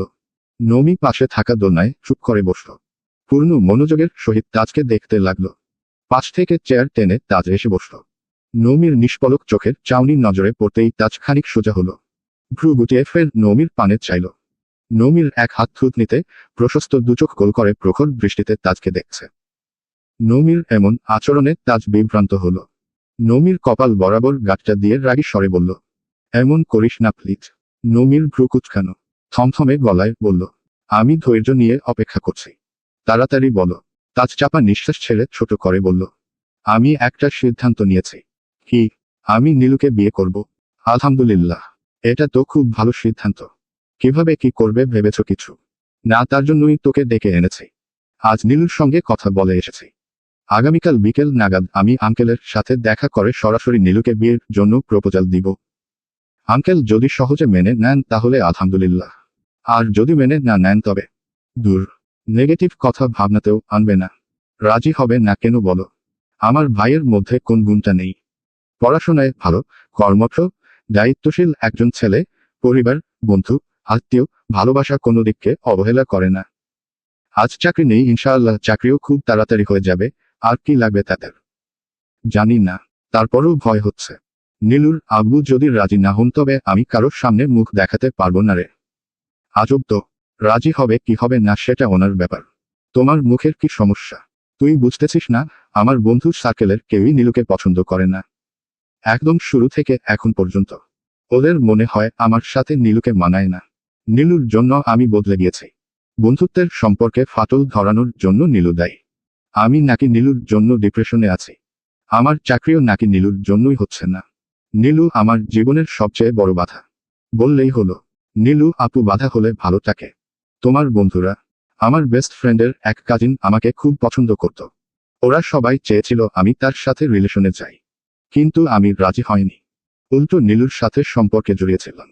সেই থেকে ওদের রাগ, কিছু হলেই শুধু বলে, নীলু তোকে পাগল বানিয়ে ছেড়ে দিবে। তারপর দেখবো কি করিস। সময় থাকতে সরে আয়। নৌমি মনমরা গলায় বলল, মানুষের ভাগ্য কি সুন্দর, কত মানুষের ভালোবাসা পায়, আর আমি এমন এক অভাগা। কারো ভালোবাসা পাওয়া তো দূর, একটা মোবাইলই পেলাম না আজও। কিসের মধ্যে কি বলিস? সরি, মুখ ফসকে বলে দিয়েছি। তারপর বলো তোমার বন্ধুরা আর কি কি বলে? তাজ দীর্ঘশ্বাস ছেড়ে বলল, ওরা এখন চাই আব্বুর কথা মতো আমি যেন তোকে বিয়ে করে নেই। নৌমি আশ্চর্য নয়নে চেয়ে ভয়ানক গলায় চিৎকার করল, কি? হুমুম, না না, এসব বলতে নেই ভাইয়া। তুমি নীলু আপুকে বিয়ে করার পরিকল্পনায় ফিরে আসো, সেটাই ভালো। তোমার বন্ধুদের কথা আর শুনবো না। আমি ভাবছি নীলুর আব্বু কাল রাজি হলে রাতে বা পরশু আমি বাসায় কথা বলবো। মানে আব্বুর সাথে নীলুর ব্যাপারে কথা বলবো। আর সে সময় তুই আমার সাথে থাকবি এবং আব্বুকে যতটা বোঝানো সম্ভব সুন্দরভাবে বোঝাবি, আব্বুর মনে কোনো রকমের আঘাত যেন না লাগে। বুঝতে পেরেছিস? ও আচ্ছা, এই ছিল তোমার মনে। তাজ মৃদু হেসে বলল, আমার জন্য এটুকু করে দে প্লিজ। বিনিময়ে আমি কি পাবো? কি চাস তুই? এখন কিছুই চাই না। তোমাদের বিয়ে হোক আগে, তারপর বুঝে শুনে চাইব। আচ্ছা। নৌমি কিছুক্ষণ নীরব থেকে শান্ত গলায় প্রশ্ন করল, একটা প্রশ্ন করব। হুমম বল। ভালোবাসা মানে কি? মানে বলো না প্লিজ। তোমার দৃষ্টিতে ভালোবাসা কি? মানসিক শান্তি। নীলু আপু তোমার মানসিক শান্তি? তাজ একটু অবাক হলো। কয়েক সেকেন্ড নীরব থেকে ছোট করে বলল, হয়তো। নৌমি এবার নিজেই নিজেকে প্রশ্ন করল, তবে আমার মানসিক শান্তিকে? তাজ চাপা স্বরে বলল, আমার মাথা। কথাটা অবশ্য মন্দ বলনি। তোমার মাথা খেলেই আমি মানসিক শান্তি পাই। যা এখন যেগুলো বলেছি মাথায় রাখিস। আব্বুকে কিভাবে ম্যানেজ করবি সেই চিন্তা কর গিয়ে। এসব আমার কাছে কোনো বিষয় না। তুমি একদম চিন্তা করো না। রিল্যাক্সে একটা ঘুম দাও, তারপর বিয়ের প্ল্যান করো গিয়ে। আমি যাচ্ছি। এই শুন, বলো। শুভ্রর সাথে কথা একটু কম বলিস। কেন? আমি বলছি তাই। ঠিক আছে। ড্রয়িং রুমে নমির আব্বু চা খাচ্ছিল। নমির আম্মু পাশের সোফায় বসে ধীর গতিতে বলতে শুরু করলেন, আপনার কি মনে হচ্ছে না নমি আর তাজের বিয়েটা দ্রুত দেওয়া দরকার? কেন? মেয়ে কি তোমার জন্য বোঝা হয়ে গিয়েছে নাকি? তা কেন হবে? মেয়েরা মায়ের কাছে কখনো বোঝা হয় না। বোঝা হলে হয় সমাজের চোখে, প্রতিবেশীদের নজরে। নমির আব্বু জানতে চাইলেন, এত দুশ্চিন্তা করছো কেন? নমি তো এখনো অনেক ছোট। আস্তে আস্তে বড় হবে, সমস্যা কি? দূরে তো আর যাবে না, সারাক্ষণ চোখের সামনেই থাকবে। আপনি দেখছেন না, সর্বক্ষণ তাজের সাথে ঝগড়া করছে, আবার যখন খুশি ঘুরতে চলে যাচ্ছে, যখন যা ইচ্ছে তাই করতেছে। এভাবে চলতে থাকলে এই উনচণ্ডী স্বভাব আর কখনো ঠিক হবে না। তাই সময় থাকতে বিয়ে দিয়ে দেওয়া উচিত। আচ্ছা, আমি দেখছি। আধারে ঢাকা নিস্তব্ধ আকাশ, ক্ষণে ক্ষণে বিদ্যুৎ চমকাচ্ছে, মৃদুমন্দ শীতল বাতাস। শেষ রাতে বৃষ্টি হওয়ার সম্ভাবনা প্রবল। শুভ্র হাতে মোবাইল, ফোনের স্ক্রিনে নমির একটা ছবি জ্বলজ্বল করছে। কখনো বড় করে চোখ, নাক দেখছে, কখনো বা ছোট করে পুরো মুখের দিকে চেয়ে আছে। বাড়িতে বিয়ের তোড়জোড় চলছে। দুইটা সাউন্ড বক্সে অনবরত গান বাজছে, অথচ শুভ্র বসে আছে বহুদূরের পুকুরের পাড়ে একটা কদম গাছের নিচে। মনের ভেতর কি পরিমাণ ঝড় চলছে তা কেবল শুভ্রই জানে। এই ঝড়ের বহিঃপ্রকাশ অসম্ভব। হঠাৎ নূপুরের শব্দ পেয়ে ফোন রেখে দিল। শান্ত দুপা এসে থামল শুভ্র ঠিক পেছনে।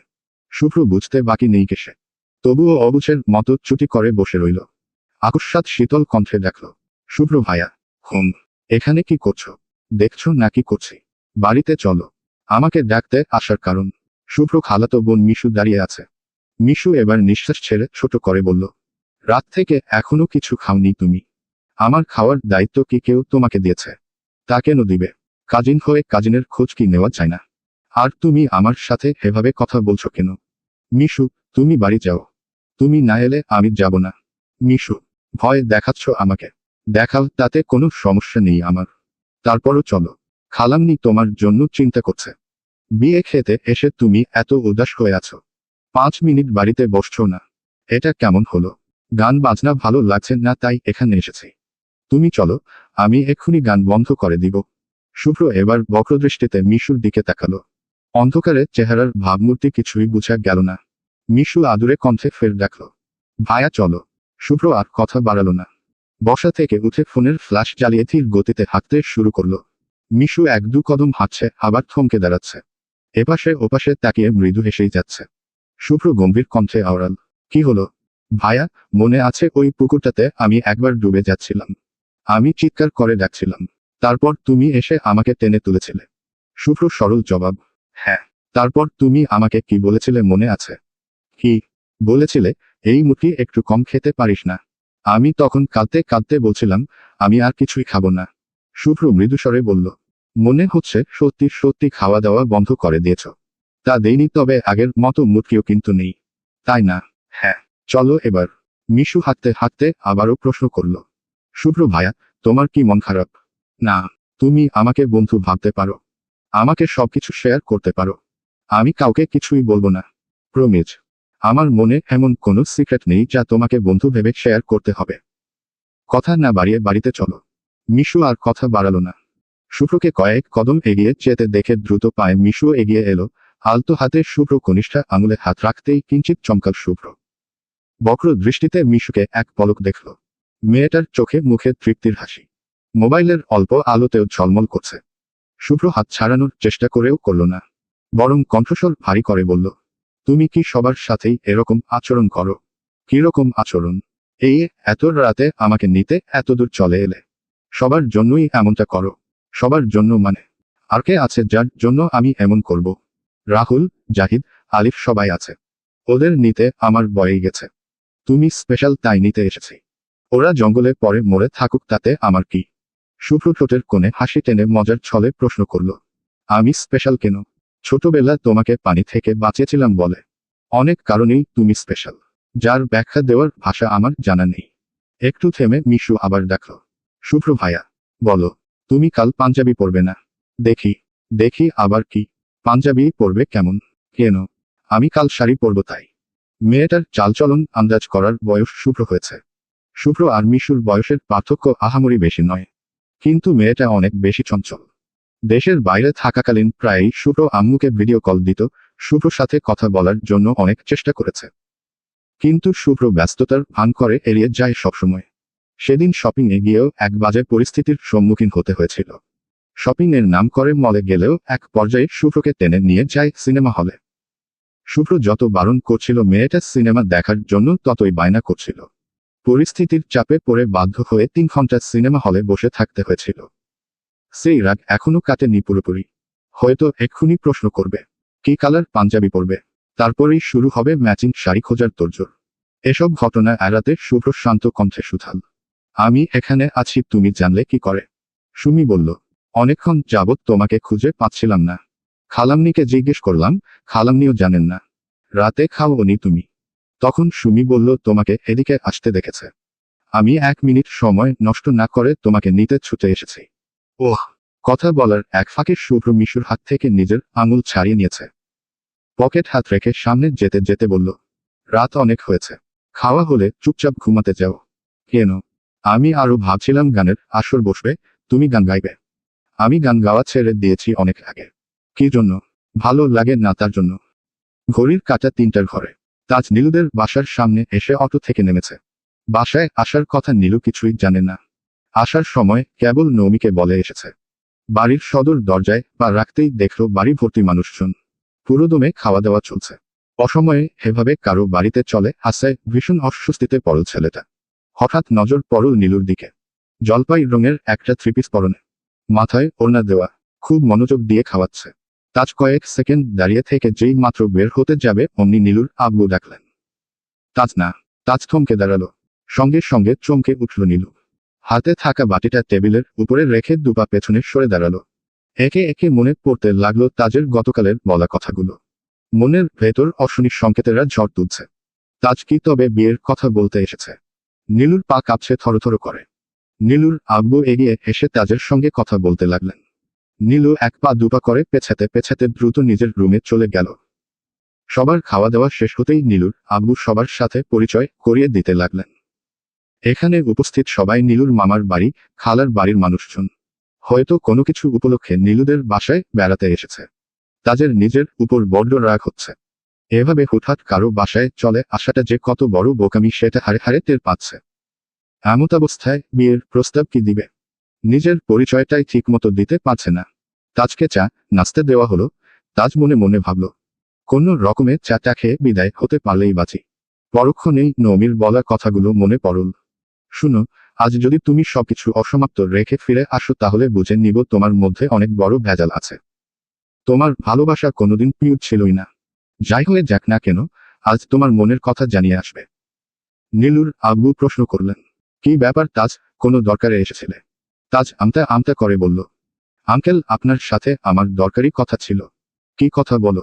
নীলু নিজের রুমের দরজার পাশে দেয়ালে হেলান দিয়ে দাঁড়িয়ে আছে, বুকের ভেতরটা ধপধপ করছে। তাজ কি বলবে? তাজ আশেপাশের নজর বুলিয়ে আস্তে করে বলল, সবার সামনে বলা ঠিক হবে না। ওরা সবাই নিজের মানুষ। তুমি নিশ্চিন্তে বলতে পারো। তাজ একটু ভাবল। নীলুর আব্বু ভুল কিছু বলেনি। আজ ওনাদের সামনে না বললেও কাল ওনারা ঠিকই শুনবে। তারও থেকে সবার সামনে বলে দেওয়া অনেক বেশি ভালো। তাজ বুক ফুলিয়ে শ্বাস টেনে নিজেকে আশ্বস্ত করল। অতঃপর স্বাভাবিক কণ্ঠে বলল, আঙ্কেল, আন্টি এবং উপস্থিত সবার উদ্দেশ্যে আমি একটা কথা বলতে চাই। আমি নীলুকে পছন্দ করি, এমনকি নীলুও আমাকে পছন্দ করে। আমাদের সম্পর্ক প্রায় 3 বছরের। জানি না আপনারা বিষয়টাকে কিভাবে নেবেন, কিন্তু আমার মনে হলো কথাটা আপনাদের জানানো দরকার। আমি ঘুরিয়ে পেঁচিয়ে কথা বলতে পারি না। তাই সরাসরি বলছি, আপনাদের সম্মতি থাকলে আমি নীলুকে বিয়ে করতে চাই। নিস্পন্দ পরিবেশ। নীলুর মামা খালারা একে অপরের দিকে মুখ চাওয়াচাওয়ি করছেন। নীলুর আব্বু স্তব্ধ চোখে তাজের দিকে চেয়ে আছেন। ভ্রুজোড়া কুঁচকে আছে। নীলুর আম্মুর চোখের রাজ্যের বিস্ময়। অবিশ্বাস্য দৃষ্টিতে একবার তাজের দিকে দেখছেন, আবার ঘাড় ফিরিয়ে নীলুকে দেখার চেষ্টা করছেন। তাজের নিঃশ্বাস আটকে আছে গলায়। এক ভয়ানক পরিস্থিতি। এতগুলো চোখ এক দৃষ্টিতে তাজকে দেখছে। কারো মুখে কোনো শব্দ নেই। অনেকটা সময় নীরবতায় কাটল। তাজ রয়সয়ে নিঃশ্বাস ছেড়ে পুনরায় বলল, আঙ্কেল, আপনি বোধহয় আমার কথা বিশ্বাস করতে পারছেন না। নয়তোবা আমাকে ঠিকমতো ভরসা করতে পারছেন না। আপনি বললে আমি খুব শীঘ্রই আব্বুকে নিয়ে আপনাদের বাসায় আসব। তাজকে থামিয়ে দিয়ে নীলুর আব্বু গুরুগম্ভীর কণ্ঠে প্রশ্ন করলেন, তুমি কি বলছো? বুঝে বলছো তো? জি আঙ্কেল। আমি আর নীলু দুজনকে পছন্দ। এর মধ্যে নীলু উপর থেকে নেমে এসে তাজের কাছে দাঁড়ালো। রাগান্বিত কণ্ঠে হুঙ্কার দিল, তুমি কোন সাহসে আমার বাড়িতে এলে? তাজ সহ উপস্থিত সকলে হতভম্ব হয়ে গেল। তাজের আতঙ্কিত দুচোখ প্রশস্ত হলো। মনের ভেতরে চলমান উত্থান পতন হঠাৎই স্তব্ধ হয়ে গেল। তাজ বাঁকা চোখে নীলুর দিকে তাকিয়ে রইল। মেয়েটার চোখে মুখে তীব্র আক্রোশ, বিরক্তিতে কপালে কয়েক স্তর ভাঁজ পড়েছে। নীলুর আব্বু ধমকের স্বরে মেয়েকে বললেন, নীলু থামো। আব্বু প্লিজ, তুমি কিছু বলো না। পুনরায় তাজকে উদ্দেশ্য করে বলল, শুনো তাজ, তোমার সাথে আমার কোনোদিন কোনো প্রকার সম্পর্ক ছিল না। তুমি আমার ক্লাসমেট ছিলে, এটুকুই আমাদের পরিচয়। তোমার ভাবনা চিন্তা তোমার মধ্যে রেখে এক্ষুনি আমাদের বাসা থেকে বেরিয়ে যাও। তাজের মেজাজ গরম। বাড়ি ভর্তি মানুষের সামনে নিজের সম্মান বাঁচিয়ে চলে যাবে নাকি নীলুর বলা মিথ্যার প্রতিবাদ করবে সেটা ভাবতে খানিক সময় নিল। আজ যদি চুপ করে উঠে যায় তাহলে আর কোনোদিন এই পরিস্থিতির মুখোমুখি হতে পারবে না। তাজ মনে মনে আওড়াল, নীলু কি ওর আব্বুর ভয়ে এসব বলছে? তাজ শান্ত কণ্ঠে বলল, নীলু তুমি একটু সাহস রাখো। আঙ্কেলকে কথা বলতে দাও প্লিজ। নীলু পুনরায় চিৎকার করল, আব্বু কি বলবে? তোমার মতো লো ক্লাস এক ছেলে কিছু বললেই কি আমার আব্বু বিশ্বাস করে নিবে? কখনোই না। এক ক্লাসে ছিলাম বলে দুই কয়েকবার বন্ধুর মতো কথা হয়েছে। তুমি এটাকে ভালোবাসার নাম দিচ্ছ? ছি তাজ, তোমার থেকে এটা আশা করিনি। নীলুর আব্বু নীলুকে থামিয়ে দিয়ে বললেন, তোমার সাথে যদি তাজের কোনো সম্পর্ক নাই থাকবে তাহলে সে আমার বাড়িতে ঢুকে আমার সামনে বসে আমার মেয়েকে বিয়ের প্রস্তাব দেওয়ার সাহস কোথায় পাবে? তাজ গোল গোল চোখে নীলুকে দেখছে। এই নীলু তাজের জন্য বড্ড অপরিচিত। মনে হচ্ছে এই নীলুকে আজ প্রথমবার দেখছে। মুখের উপর 3 বছরের সম্পর্কে অস্বীকার করা সাহস কিভাবে হলো? নীলুর আব্বুর কোনো কথায় তাজের মাথায় ঢুকছে না। তাজ শুধু অবাক চোখে নীলুকেই দেখছে। নীলু গলা ঝেড়ে আমতা আমতা করে বলল, আমার বিয়ে ঠিক হয়েছে শুনেই বোধহয় এরকমটা করছে। নীলুর আব্বু ভ্রু কুঁচকে বললেন, নীলু সত্যি কথা বলো, আমি তোমাকে বিশ্বাস করতে পারছি না। নীলুর আম্মু এগিয়ে এসে নীলুর পাশে দাঁড়ালেন। নীলুর কাঁধে হাত রেখে নরম স্বরে বললেন, তাজ যা বলছে তা কি সত্যি? তুই নির্ভয় বল। আমি বললাম তো আম্মু, আমি তাজকে বন্ধুর বাইরে কিছুই ভাবিনি। এখন সে যদি আমাকে তার প্রিয়তমা ভেবে বসে এতে আমার তো কোনো দোষ নেই। আমি তাকে এরকম কোনো প্রতিশ্রুতি কোনোদিন দেইনি। মিনিটে মিনিটে তাজের হার্টবিট বাড়ছে। মুখের উপর মিথ্যা বলে তারপর সেটাকে ঠিক প্রমাণ করার অভিনব কৌশল জানা মেয়ে সে। অথচ তাজের চোখে মুখে এখনো রাজ্যের আশা। নীলু আব্বুর ভয় কাটিয়ে উঠতে পারলেই হয়তো বা সত্যিটা বলবে। তাজ দীর্ঘশ্বাস ছেড়ে ছোট করে বলল, নীলু ভয় পেও না, আমি তোমার পাশে আছি। আমার উপর একটু বিশ্বাস রাখো। নীলু গর্জে উঠে বলল, একদম চুপ। তুমি আর একটা কোথাও বলবে না। তোমাদের মতো ছেলেদের সাহস দিলে তোমরা মাথায় উঠে বসো। যেই শুনেছ আমার বিয়ে ঠিক হয়েছে অমনি আমাকে ছোট করতে উঠে পড়ে লেগেছ। আমার বাবা মা আত্মীয় স্বজনদের সামনে আমাকে খারাপ মেয়ে প্রমাণ করতে উঠে পড়ে লেগেছ। তোমাদের মতো ছেলেরা এর থেকে ভালো আর কি পারবে? কখন কোন পরিস্থিতিতে ঠিক কি বলতে হয় এই জ্ঞানটুকুও তোমার নেই। পারিবারিক শিক্ষা বলতে কিছুই নেই তোমার। তাজ এতক্ষণ ধৈর্য নিয়ে থাকলেও এখন আর নিজেকে সংযত রাখতে পারল না। পরিবার নিয়ে কথা বললে কারোরই মাথা ঠিক থাকে না। তাজ বসা থেকে উঠে নীলুর মুখোমুখি দাঁড়ালো। অগ্নি দৃষ্টিতে তাকিয়ে বলল, আমাদের মতো ছেলেদেরকেই তোমাদের মতো মেয়েরা নাকে দ্রি দিয়ে ঘুরাও। প্রেমের নাম করে নিজের ইচ্ছে মতো চালাও। বিয়ের সময় আসলে পরিস্থিতির শিকার বলে নিজের স্বাধীনতায় পরিবারের পছন্দ মতো একজনকে বিয়ে করে দিব্যি সংসার করো। অথচ আমাদের মতো ছেলেরা তোমাদের মতো মেয়েদের মুখে হাসি ফুটানোর জন্য নিজের পড়াশোনা, ক্যারিয়ার সব বাদ দিয়ে তোমাদের সময় দেই। আর যখন ক্যারিয়ারে ফোকাস দেওয়ার সময় আসে তখন তোমরা বিয়ের জন্য চাপ দেওয়া শুরু করে দাও। আসলে তোমরা সব সময় নিজেকে লয়াল রাখতে চাও। বন্ধু, পরিবার, সম্পর্ক সবেতেই তোমরা লয়াল। পরিবারের সামনে নিজেকে লয়াল প্রমাণ করতে গিয়ে 3 বছরের সম্পর্কে বেমালুম ভুলে যাওয়া তোমাদের মতো মেয়ের কাছে কিছুই না। জাস্ট কিচ্ছু না। আমাদের মতো ছেলেরা তোমাদের খারাপ প্রমাণ করার চেষ্টা করে না। তোমরা নিজেরা নিজেদের করা অপকর্মে ফেসে যাও। আর সেই কারণে তোমরা খারাপ প্রমাণ হও। আর রইল বাকি পারিবারিক শিক্ষা। তোমার থেকে আমার পারিবারিক শিক্ষা অনেক ভালো। অন্ততপক্ষে বাবা মায়ের মুখের উপর জোর গলায় মিথ্যা বলার সাহস আমরা আমাদের পরিবার থেকে পাইনি। এই শিক্ষা তোমাদের মতো মেয়েরা পেয়েছে। ভালো থেকো। আশা করি আমার মতো ছেলের মুখোমুখি তোমার আর হতে হবে না। তাজ কথাগুলো বলে শেষ করে এক নজর নীলুর আব্বুর দিকে তাকিয়ে দীর্ঘ কদম ফেলে ড্রয়িং রুম থেকে বেরিয়ে এলো। নীলু চাপা নিঃশ্বাস ছেড়ে তাজের গমন পথে চেয়ে রইল। নীলুর আব্বু নিশ্চুপ। বাড়িতে উপস্থিত মেহমানরা নিজেদের মধ্যে ফিসফিস করতে লাগলেন। জীবনের গল্পগুলো অদৃশ্য বাঁধনে আবদ্ধ। যে যা চাই তা সহজে পায় না। হয়তো কিছু ইচ্ছেরা মনের গভীরের জায়গায় নিতে পারে না। কিছু আবার মনের গভীরে জায়গা নিতে পারলেও ভাগ্যে থাকে না। কল্পনারা অদ্ভুত রকমের সুন্দর, অথচ বাস্তবতা মস্ত কুমিরের আনাগোনা। কিছু পূর্ণতার প্রাপ্তি মেলার চেয়ে অপূর্ণতায় শান্তি মেলে। তাজের মেজাজ মাত্রাতিরিক্ত খারাপ, দুচোখে আগুনের ন্যায় উত্তাপ। নীলুদের বাসা থেকে বেরিয়ে হাঁটতে শুরু করেছে, শরীর ঘেমে একাকার অবস্থা। নিজের উপর নিয়ন্ত্রণ হারাচ্ছে বারবার, হাঁটতে ইচ্ছে করছে না। ক্ষোভে নিজেকে আঘাত করতে ইচ্ছে করছে। নীলুর করা আচরণগুলো বারবার চোখের সামনে ভেসে উঠছে। অনেকটা রাস্তা পেরিয়ে একটা চায়ের দোকানের সামনে ব্রেঞ্চে বসল। মামাকে ডেকে করা লিকারের চা দিতে বলল। তাজের গুরুগম্ভীর চেহারা আর অগ্নিঝরা চোখ দেখে মামাও চটপট চা নিয়ে হাজির হলেন। চা হাতে দিয়ে মামা চুপ করে দাঁড়িয়ে রইলেন। তাজ চায়ের কাপে চুমুক দিয়ে মামার অভিমুখে চাইল। মামা একগাল হেসে জিজ্ঞেস করলেন, মামা, চা কি ভালো হয়েছে? তাজ প্রত্যুত্তরে বলল, জি। মামা পুনরায় প্রশ্ন করলেন, মামার কি মনটা বেশি খারাপ? তাজ মৃদু হাসার চেষ্টা করল। পরক্ষণেই জবাব দিল, না মামা, মন খারাপ না, চা খুব ভালো হয়েছে, ধন্যবাদ। মামা আর কথা বাড়ালেন না। তাজের হাসিমুখের দিকে তাকিয়ে নিজেও হাসলেন। যেতে যেতে বললেন, মামা, আর কিছু লাগলেই কইেন। আচ্ছা। তাজ দীর্ঘনিশ্বাস ফেলে চায়ের কাপে লম্বা চুমুক দিল। মস্তিষ্কের চলমান তোলপাড় থামাতে চায়ের বিকল্প কিছু চোখে পড়ছে না। যতবার নীলুর চেহারা চোখে ভাসছে ততবার রাগে শরীর ঝাঁকুনি দিচ্ছে। কোনো রকমে চা শেষ করে পাশে থাকা মেহগনি গাছটায় হেলান দিয়ে বসল। নমির বলা কথাগুলো বারবার কানে বাজছে। নীলু আপুকে রাজি না করিয়ে ফিরবে না কিন্তু। তুমি আজ কথা বলে আসলে আমরা আগামীকালই নীলু আপুকে ভাবি বানাতে যাব। চিন্তা করো না, মামাকে রাজি করানোর দায়িত্ব আমার। তুমি নিশ্চিন্তে থাকো। যে নীলুকে নিয়ে তাজের আকাশসম ভাবনা লুকায়িত ছিল, সেই নীলুই কিনা এত বড় ধাক্কা দিল। তাজ নিজেকে নিজে প্রশ্ন করল, নীলু কেন করলো এমন? আমি ওর কি এমন ক্ষতি করেছিলাম? তাজকে যা ইচ্ছে বলতো তাতে কোনো আফসোস ছিল না। কিন্তু পরিবার কি দোষ করল? গতকালও যে মেয়েটা নিজের মুখে ভালোবাসার কথা বলছিল সে আজ অপরিচিতার মতো আচরণ করল। নিজেকে কি বলে সান্ত্বনা দিবে? নমিকেই বা কি বলবে? মেয়েটা যে বড্ড আশা নিয়ে বসে আছে। বন্ধুদের সামনেই বা কিভাবে দাঁড়াবে সে? সেদিনও বন্ধু শামীম বলছিল, তুই যে নীলুর জন্য নিজের জীবনের সব শান্তি ত্যাগ করছিস সেই নীলুই কখনো তোর হবে না। কথাটা মিলিয়ে নিস।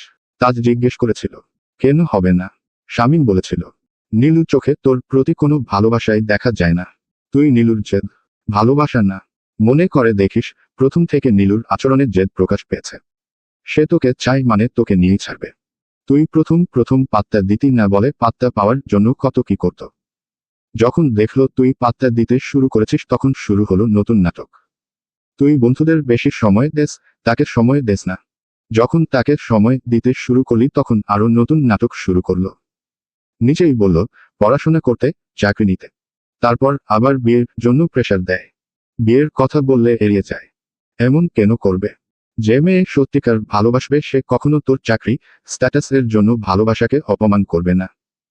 তার বাবার আনা 10টা সম্বন্ধের সামনে সেজেগুজে বসতে পারছে অথচ নিজের ভালোবাসার কথা মুখ ফুটে বলতে পারছে না। হে কেমন মেয়ের রে বাবা!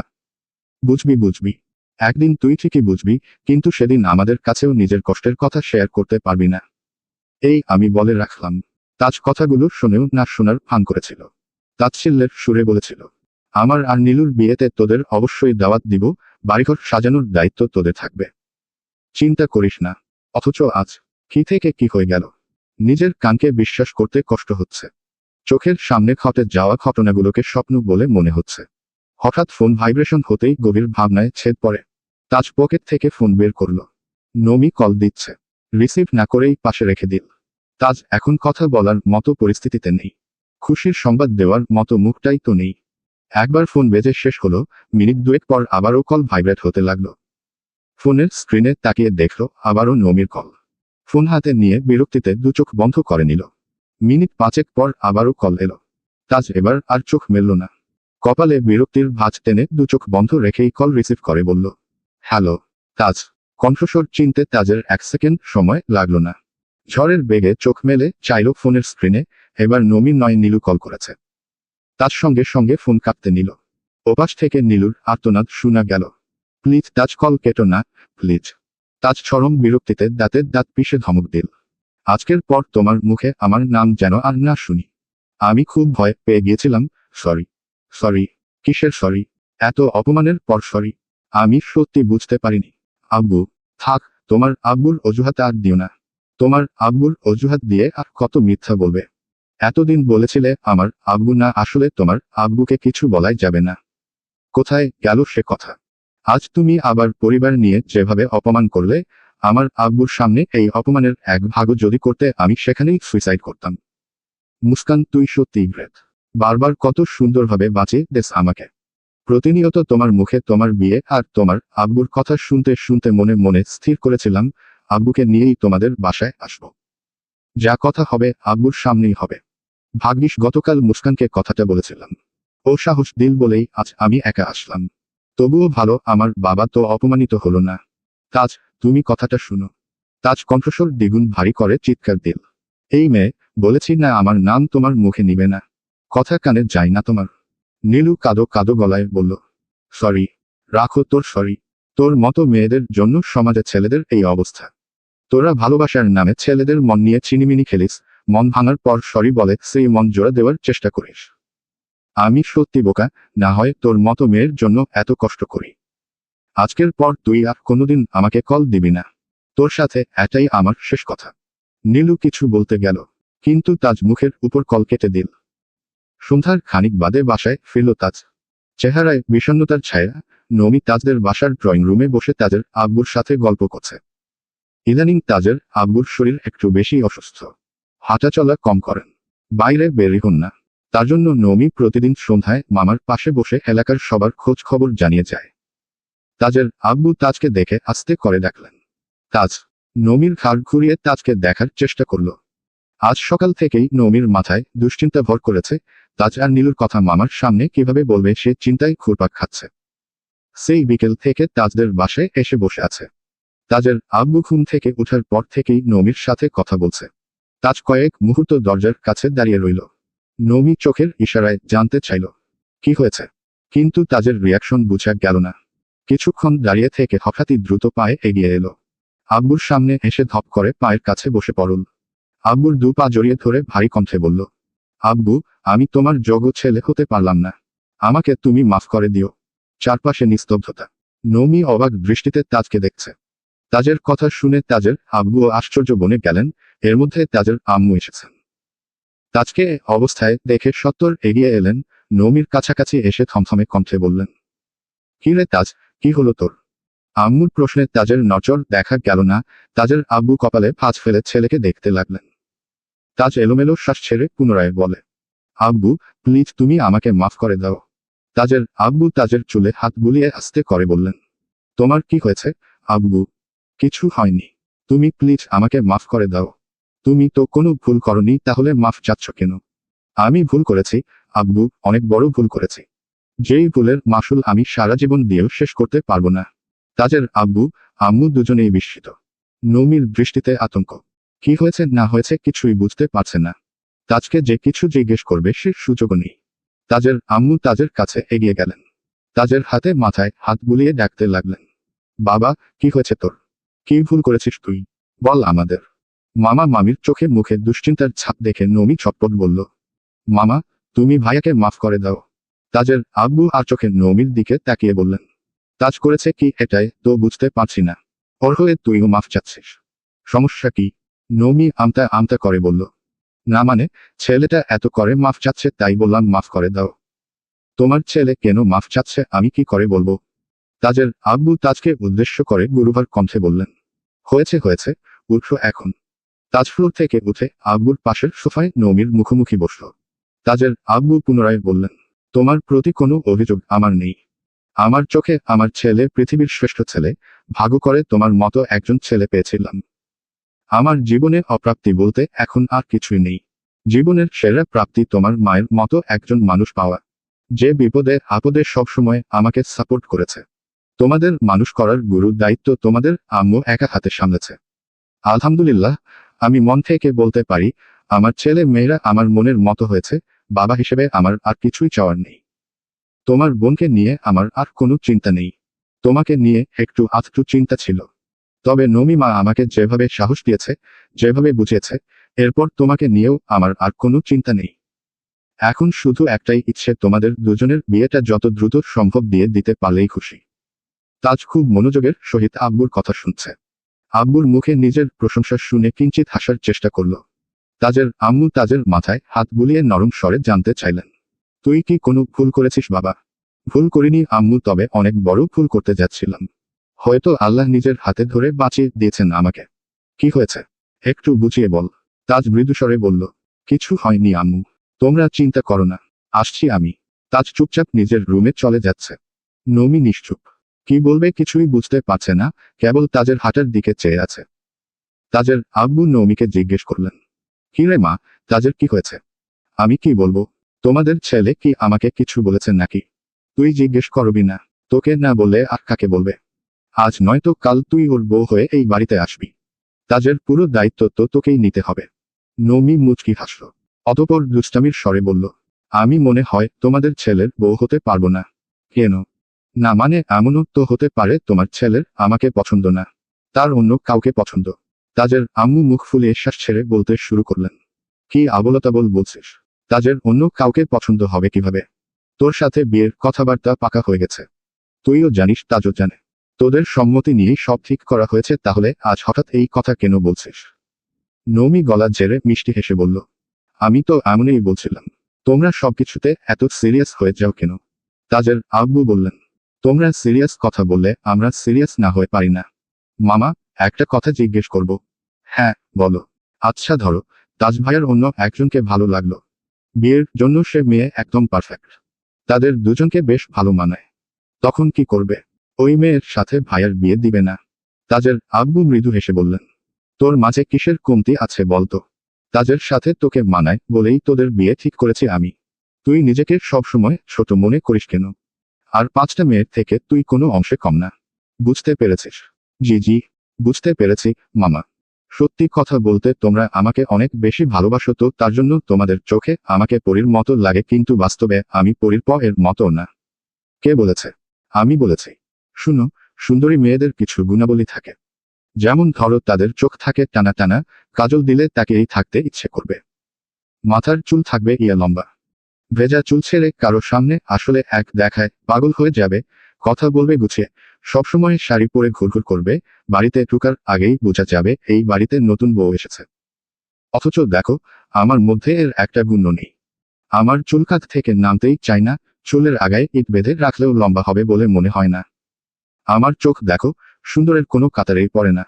গুছিয়ে কথা বলা তো আমার কাছে বিলাসিতা, আর শাড়ি পরে ঘুরঘুর করা, হা হা হা হা। 1 ঘন্টায় 7 বার উষ্টা খাবো, পরের ঘন্টায় হাসপাতালে থাকতে হবে। এখন তোমরাই বলো, আমি কি ভুল কিছু বললাম? তাজের আব্বু চোখ শুরু করে নমিকে দেখছেন। মেয়েটা সত্যি অগোছালো, কথা বলার সময় ভেবে কথা বলা তার স্বভাবেই পড়ে না। ছোট থেকে সবার ভালোবাসা পেতে পেতে বড্ড বেশি আদুরে হয়েছে, যখন যাকে ইচ্ছে যা খুশি বলে দিতে পারে। তাজের আব্বু রাগী স্বরে বললেন, তোর মুখে এসব কথা যেন আর কোনোদিন না শুনি, কথাটা মনে থাকবে। নমি কাদো কাদো গলায় বলল, আমি তো সত্যি কথাই বলেছি, সত্যি মিথ্যে কিছুই শুনতে চাই না আমি। তুই আমার ছেলের বউ হবি মানে তুই হবি।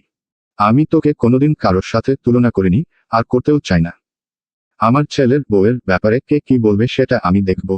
নমি কথা ঘুরানোর জন্য দাঁত খেলিয়ে হেসে বলল, কারো বলতে হয় না, তোমার ছেলেই দিনে 10 বার করে বলে। ঠিক আছে, তাজকেও শাসন করব আমি। তাহলে ঠিক আছে, যাই দেখে আসি ভাই কি করছে। শুভ্র আজ বেগুনি রঙের পাঞ্জাবি পরেছে, শুভ্র সাথে রং মিলিয়ে মিশুও আজ বেগুনি রঙের শাড়ি পরেছে।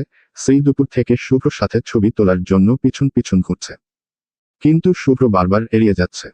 দূর থেকে মিশুকে দেখলে ওই রাস্তাতে পাই বাড়ায় না। সন্ধ্যার পর অনেকটা সময় পেরিয়ে গেছে, মেহমানরা ধীরে ধীরে যাওয়া শুরু করেছে। শুভ্র ফোন হাতে উঠোনের এক কোণে বসে আছে। বিকেল থেকে নমিকে অনেকগুলো কল করেছে, কিন্তু একটা কলও রিসিভ করছে না। এর মধ্যে মিশু ছুটে আসলো, শুভ্র সামনে একটা চেয়ার টেনে বসল।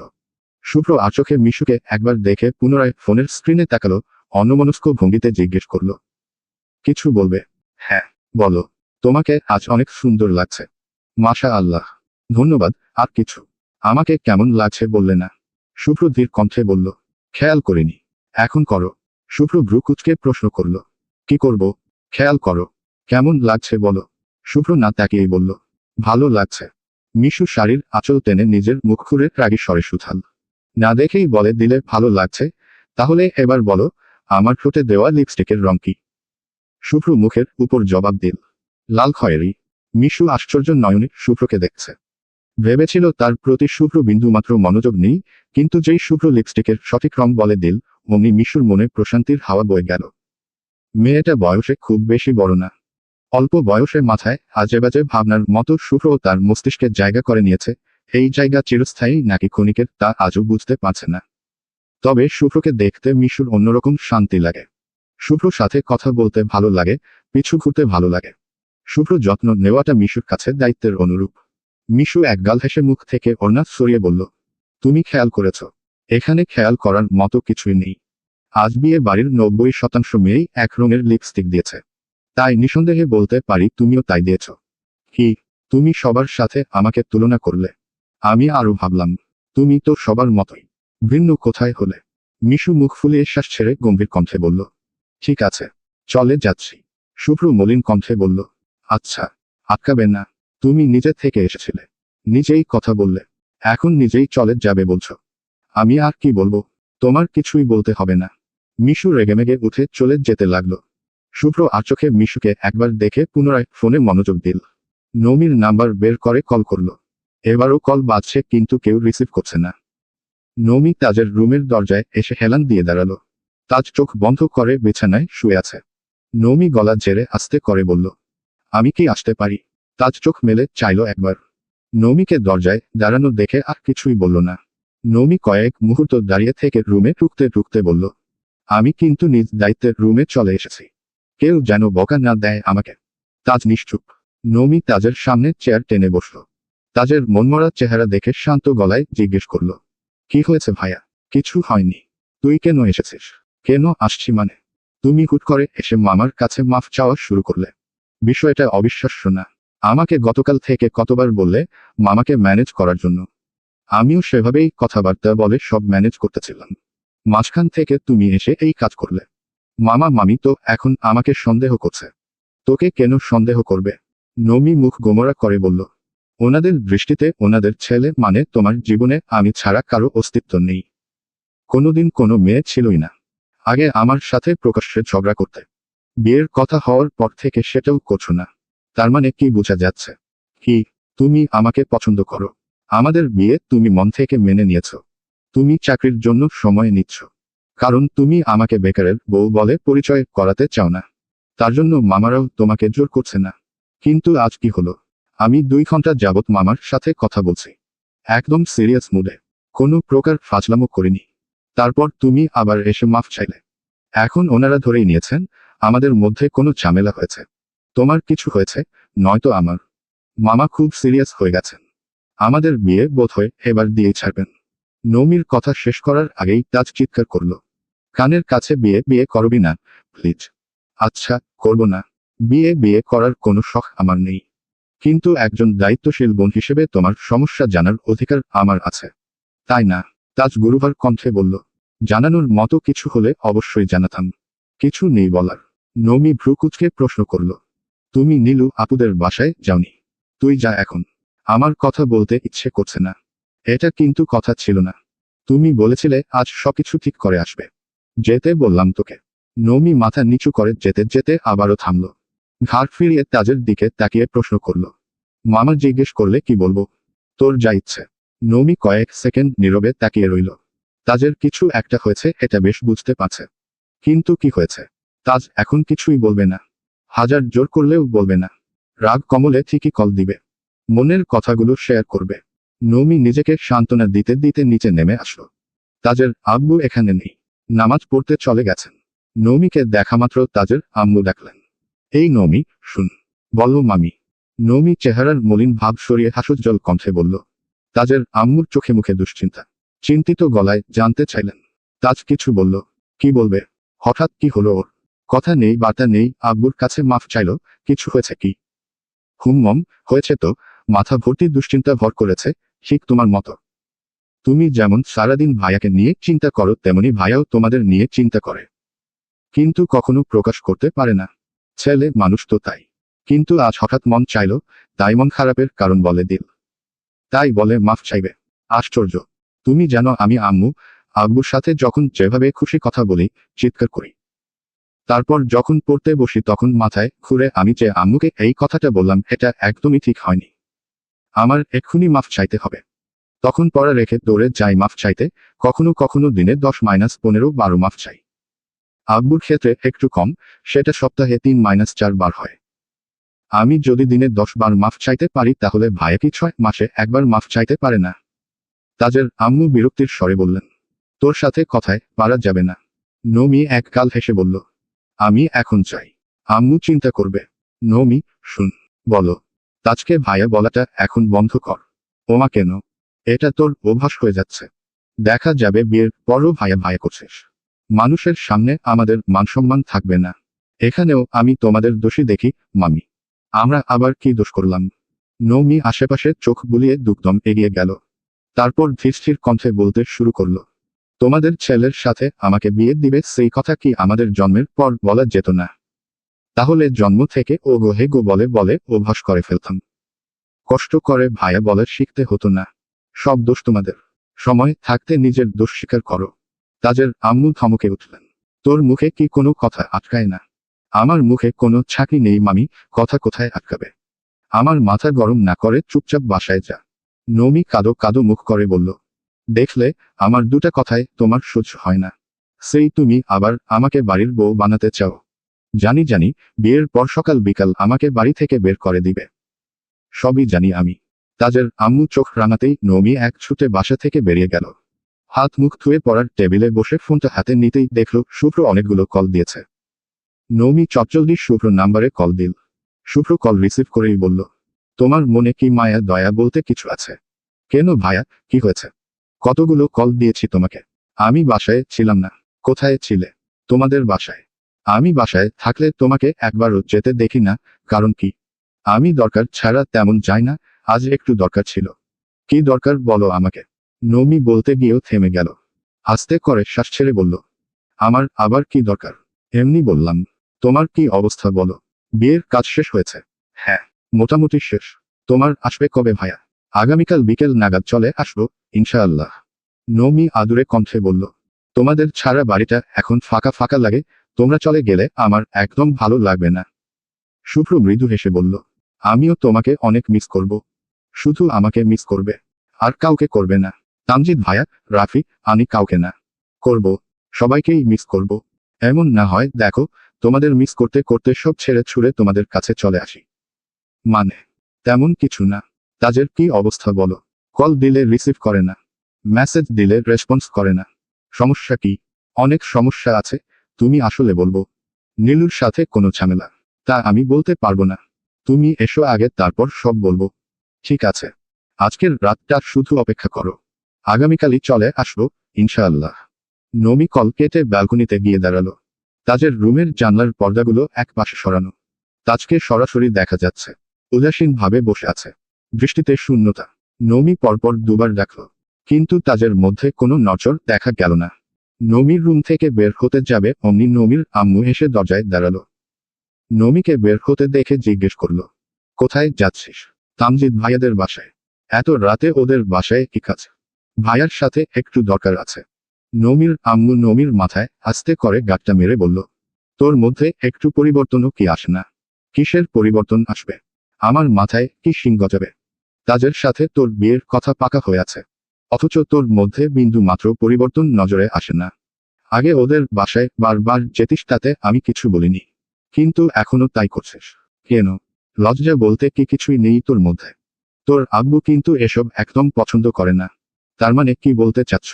আমি এখন ওই বাড়িতে যাব না? মামা মামি আর তামজিদ ভাইয়াকে দেখে লজ্জা পাওয়ার ভান করব? হ্যাঁ, প্রয়োজনে তাই করবি। নমি ওড়না টেনে মাথায় দিয়ে লাজুক ভাব নিয়ে বলল, এখন ঠিক আছে। আমার সামনে ভাব নিচ্ছিস কেন? তোমার সামনে প্র্যাকটিস করছি। ওই বাড়িতেও এখন থেকে এভাবে চলবো? হবে না। নমির আম্মু শব্দ করে নিঃশ্বাস ছাড়লেন। অল্প বিস্তর রাগটুকু কণ্ঠে এনে বলল, তোকে মানুষ করতে আমি ব্যর্থ। সত্যিই ব্যর্থ। নমি মিষ্টি হেসে বলল, তোমার ব্যর্থ মেয়ে একদিন কারো মানসিক শান্তি হবে, দেখে নিও। এখন আমাকে যেতে দাও। এত রাতে কোথাও যাবি না তুই? তোর আব্বু নিচে ডাকছে তোকে, তাড়াতাড়ি আয়। নমি আর কথা বাড়াল না। আম্মুর আগেই হনহন করে হাঁটতে লাগলো। একটু যেতেই আনি সামনে পড়ল। আনিও তাকে ডাকতে এসেছিল। নমিকে যেতে দেখে আনি বলল, আপু, তোমাকেই ডাকতে যাচ্ছিলাম। দেখে যাও আব্বু কি নিয়ে এসেছে। কি এনেছে? চলো আগে। নৌমি নিচে নামতেই দেখল ড্রয়িং রুমে মোবাইলের বক্স, নতুন ফোন, চার্জার, কাভার সব পড়ে আছে। নৌমি কৌতূহলী কণ্ঠে আওড়াল, আব্বু, এটা কি আমার মোবাইল? নৌমির আব্বু ফোন হাতে নিয়ে ঘুরিয়ে ফিরিয়ে দেখতে দেখতে বললেন, না, তোমার আম্মুর জন্য এনেছি। কেমন হয়েছে দেখো। নৌমির হাসিখুশি চেহারায় আধার নামল। মনমরা হয়ে আম্মুর দিকে একবার তাকালো। উদাস গলায় বলল, আমি কতদিন যাবৎ ফোন চাইতেছি, তোমরা আমাকে একটা ফোন কিনে দিচ্ছ না, অথচ আম্মুর একটা থাকা সত্ত্বেও আরেকটা কিনে দিলে। তোর আম্মুর ফোনটা নষ্ট হয়ে গিয়েছে, তার জন্যই নতুন কিনে এনেছি। তোমাকে তো দিতামই। গতকালই তাজকে বলছিলাম, ফোন যেহেতু কিনবই একসঙ্গে দুইটা কিনে ফেলি। তার সঙ্গে সঙ্গে নিষেধ করলো, বলল ওর ফোনটা নাকি কিছুদিন পর তোমাকে দিয়ে দিবে। আমি যেন অযথা টাকা নষ্ট না করি। কি বললে? ভাইয়া এক কথা বলেছে, আমাকে একটা ফোন কিনে দিলে তোমাদের অনেক টাকা নষ্ট হয়ে যাবে। লোকে ঠিকই বলে, তোমরা আসলে আমাকে একটুও ভালোবাসো না। একটা অ্যান্ড্রয়েড ফোনের আশায় থাকতে থাকতে আমার চেহারার ভাবমূর্তি নষ্ট হয়ে গেল। এখন আমি ঠিকমতো খেতে পারি না, ঘুমাতে পারি না। বাবা মা হয়ে তোমরা এগুলো দেখো না। কোথাকার এক ছেলে তার পুরাতন ব্যবহার করা ভাঙা ফোন আমাকে দিবে বলেছে, এতেই তোমরা খুশি হয়ে গেলে। নমির আব্বু আম্মু দুজনেই হা হয়ে আছেন। মাঝখান থেকে আনি বলে উঠল, আসলেই আপু ঠিকই বলেছে। আপু একদম কিছুই খেতে পারে না। মাঝরাতে ফ্রিজ খুলে আইসক্রিম খেতে খেতে বক্স ফাঁকা করে ফেলে। রান্নাঘরে তন্ন করে খাবার খুঁজে। বাসায় পেট ভরে ভাত খেয়ে একটু বাদেই রেস্টুরেন্টে গিয়ে এক প্লেট কাচ্চি দিয়ে শেষ করে ফেলে। এমনিতে কিন্তু কিছুই খেতে পারে না। কথাগুলো বলার মাঝেই নমি আনির মুখ চেপে ধরল। রাগে কটমট করে বলল, আমি ফোন কিনতে পারলে তোকেও মাঝে মধ্যে দিব। আনি মুখ থেকে হাত সরিয়ে মৃদুস্বরে বলল, আব্বু, আপুর ফোনটা সত্যি খুব দরকার, কিনে দাও না প্লিজ। নমির আব্বু মৃদু হেসে বললেন, আচ্ছা, আমি দেখছি কি করা যায়। নমি স্বস্তির নিঃশ্বাস ছেড়ে বিড়বিড় করে বলল, এবার মনে হয় ফোনটা পেয়ে যাব। এখন শুধু ফোন হাতে পাওয়ার অপেক্ষা। নমির আব্বু ফের বললেন, আন্নি, মা আমার, তাজকে ডেকে নিয়ে আসো তো। ফোনের সেটিংসটাও করে দিয়ে যাবে আর নমির ফোনের ব্যাপারেও কথা বলবো না। নমির মেজাজ গরম হয়ে গেল। রাগে কটমট করে বলল, আবার এই ছেলে, তোমরা একটা সহজ বিষয় বুঝতেই চাও না। তামজিদ ভাইয়া আমাকে ফোন কিনে দিতে রাজি হবে না। কেন বুঝতে চাও না তোমরা?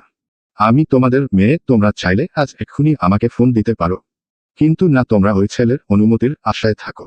কেন কেন কেন? নমির আম্মু এগিয়ে এসে নমির কাছে দাঁড়ালেন।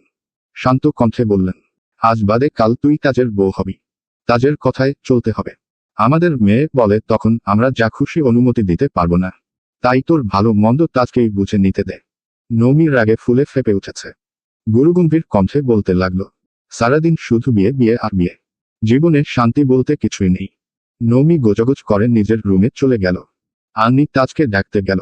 তাজ এখন কারোর সাথে কথা বলার মতো পরিস্থিতিতে নেই। একটু পর পর নীলু কল করছে, হাজারখানেক মেসেজ পাঠিয়েছে, শরীর পর সরি বলছে। তারপরও তাজের মেজাজ ঠান্ডা হচ্ছে না। আন্নির কথা শুনে বাধ্য হয়ে বলল, তুই যা, আমি আসছি। কোনোমতে চোখে মুখে পানি দিয়ে উঠে গেল। ফোনের সেটিংস ঠিক করতে করতে ফুপ্পির মুখে নমির সব কথা শুনল। কাজ শেষে ধীর গলায় বলল, নমির সাথে দেখা করে আসছি। নমির আম্মু বারণ করতে চাইল, কিন্তু তাজ তার আগেই সিঁড়ি পেরিয়ে ছুটল। নমির আব্বু মুচকি হেসে নমির আম্মুর দিকে চাইলেন। নমির আম্মুও মলিন হাসলেন। তাজ নমির রুমের সামনে এসে গলা ছেড়ে ডাকল, মুস্কান। ভেতর থেকে কোনো শব্দ আসছে না। তাজ শ্বাস টেনে আবারও ডাকল, এই মুস্কান। কে? আমি। নমি অভিমানী স্বরে বলল, তোমার সাথে আমার কোনো কথা নেই। চলেও যাও। তোকে না দেখে আমি যাব না। দরজাটা খুল। আমি দরজা খুলব না। তাহলে আমি যাব না। এই আমি বসলাম। নমি আর কিছু বলল না। নীরবতায় 5-7 মিনিট কাটল। কেউ কোনো কথা বলছে না। কিছুক্ষণ বাদে নমি আস্তে করে দরজাটা খুলল।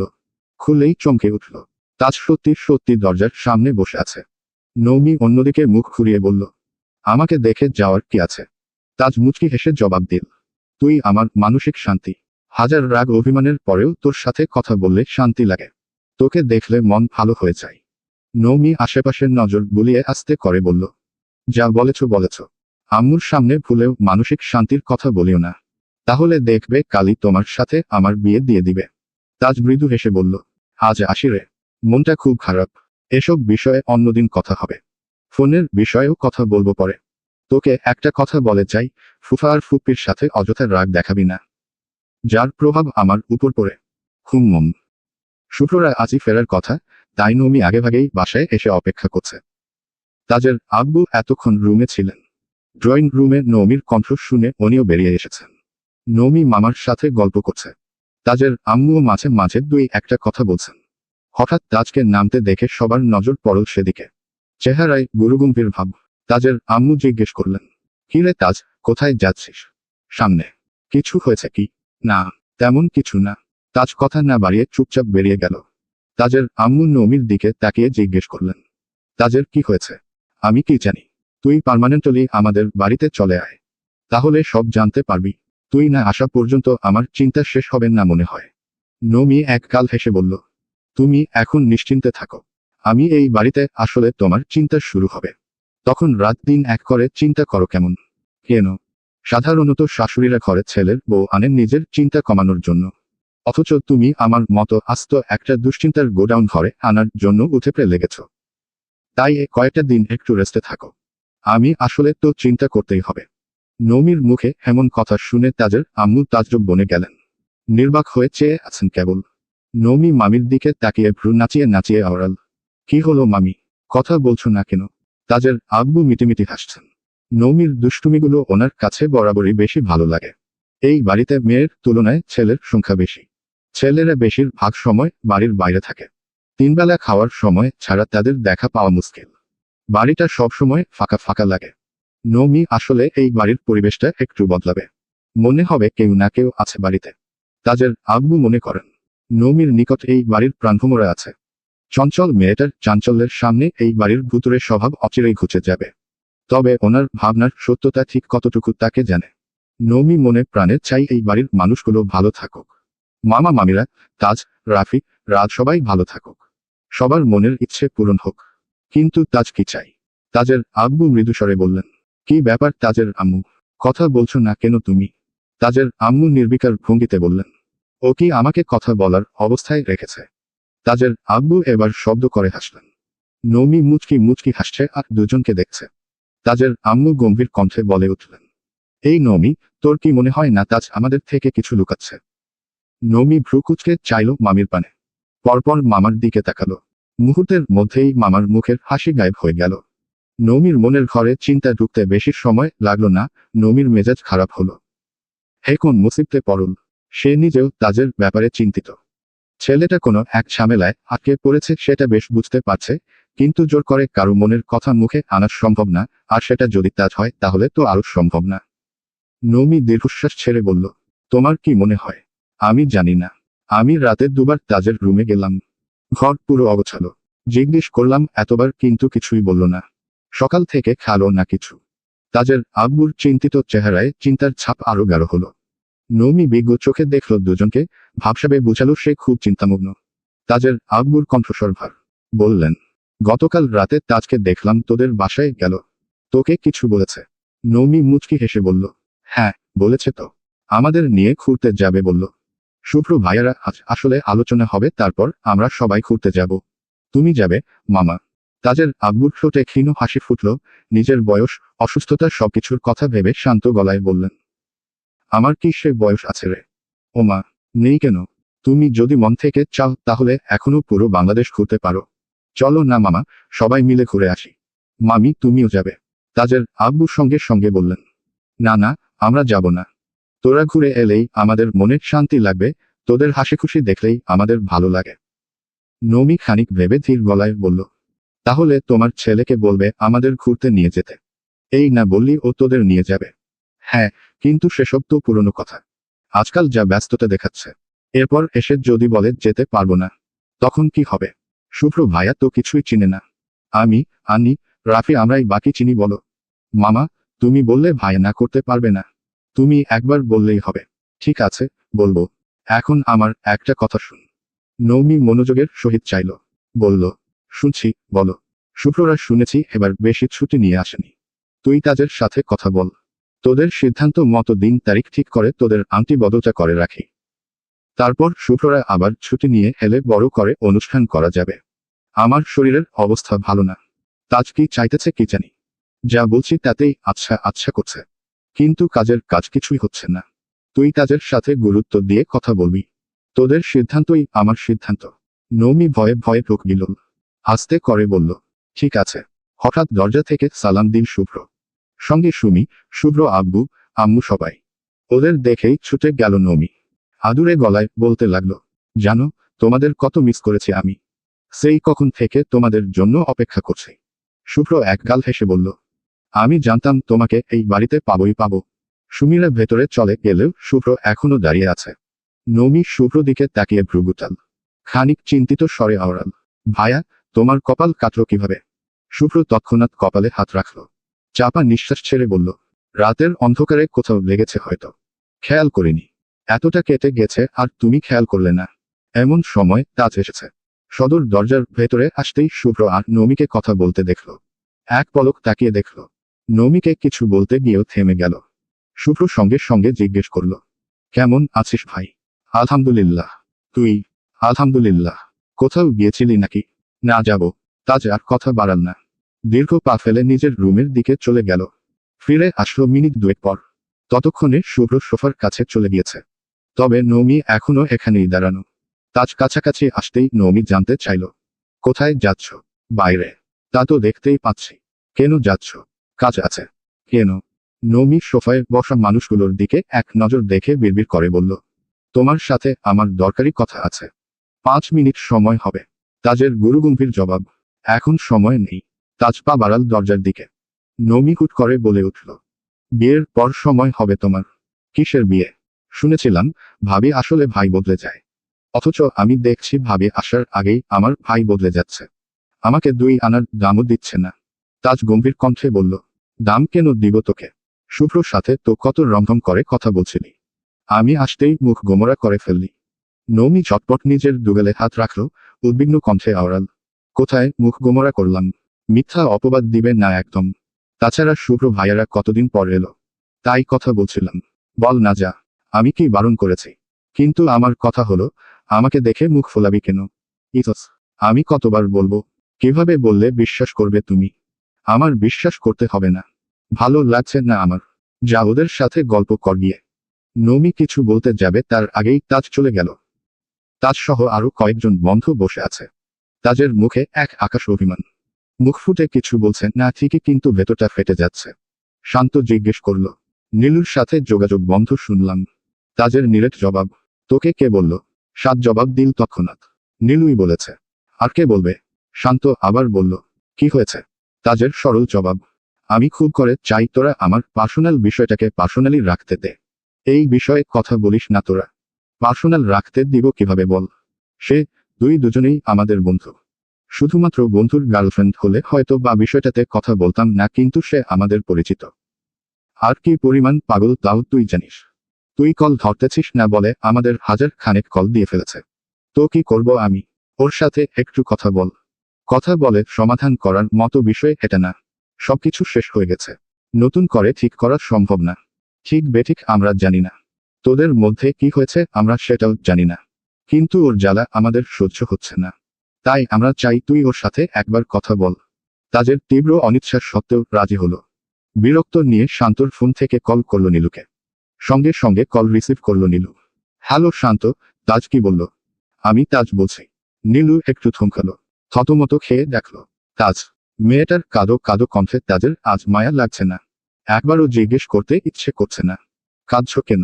বরং কর্কশ গলায় আওড়াল, কি সমস্যা তোমার? আমি তোমাকে ভালোবাসি, তাজ।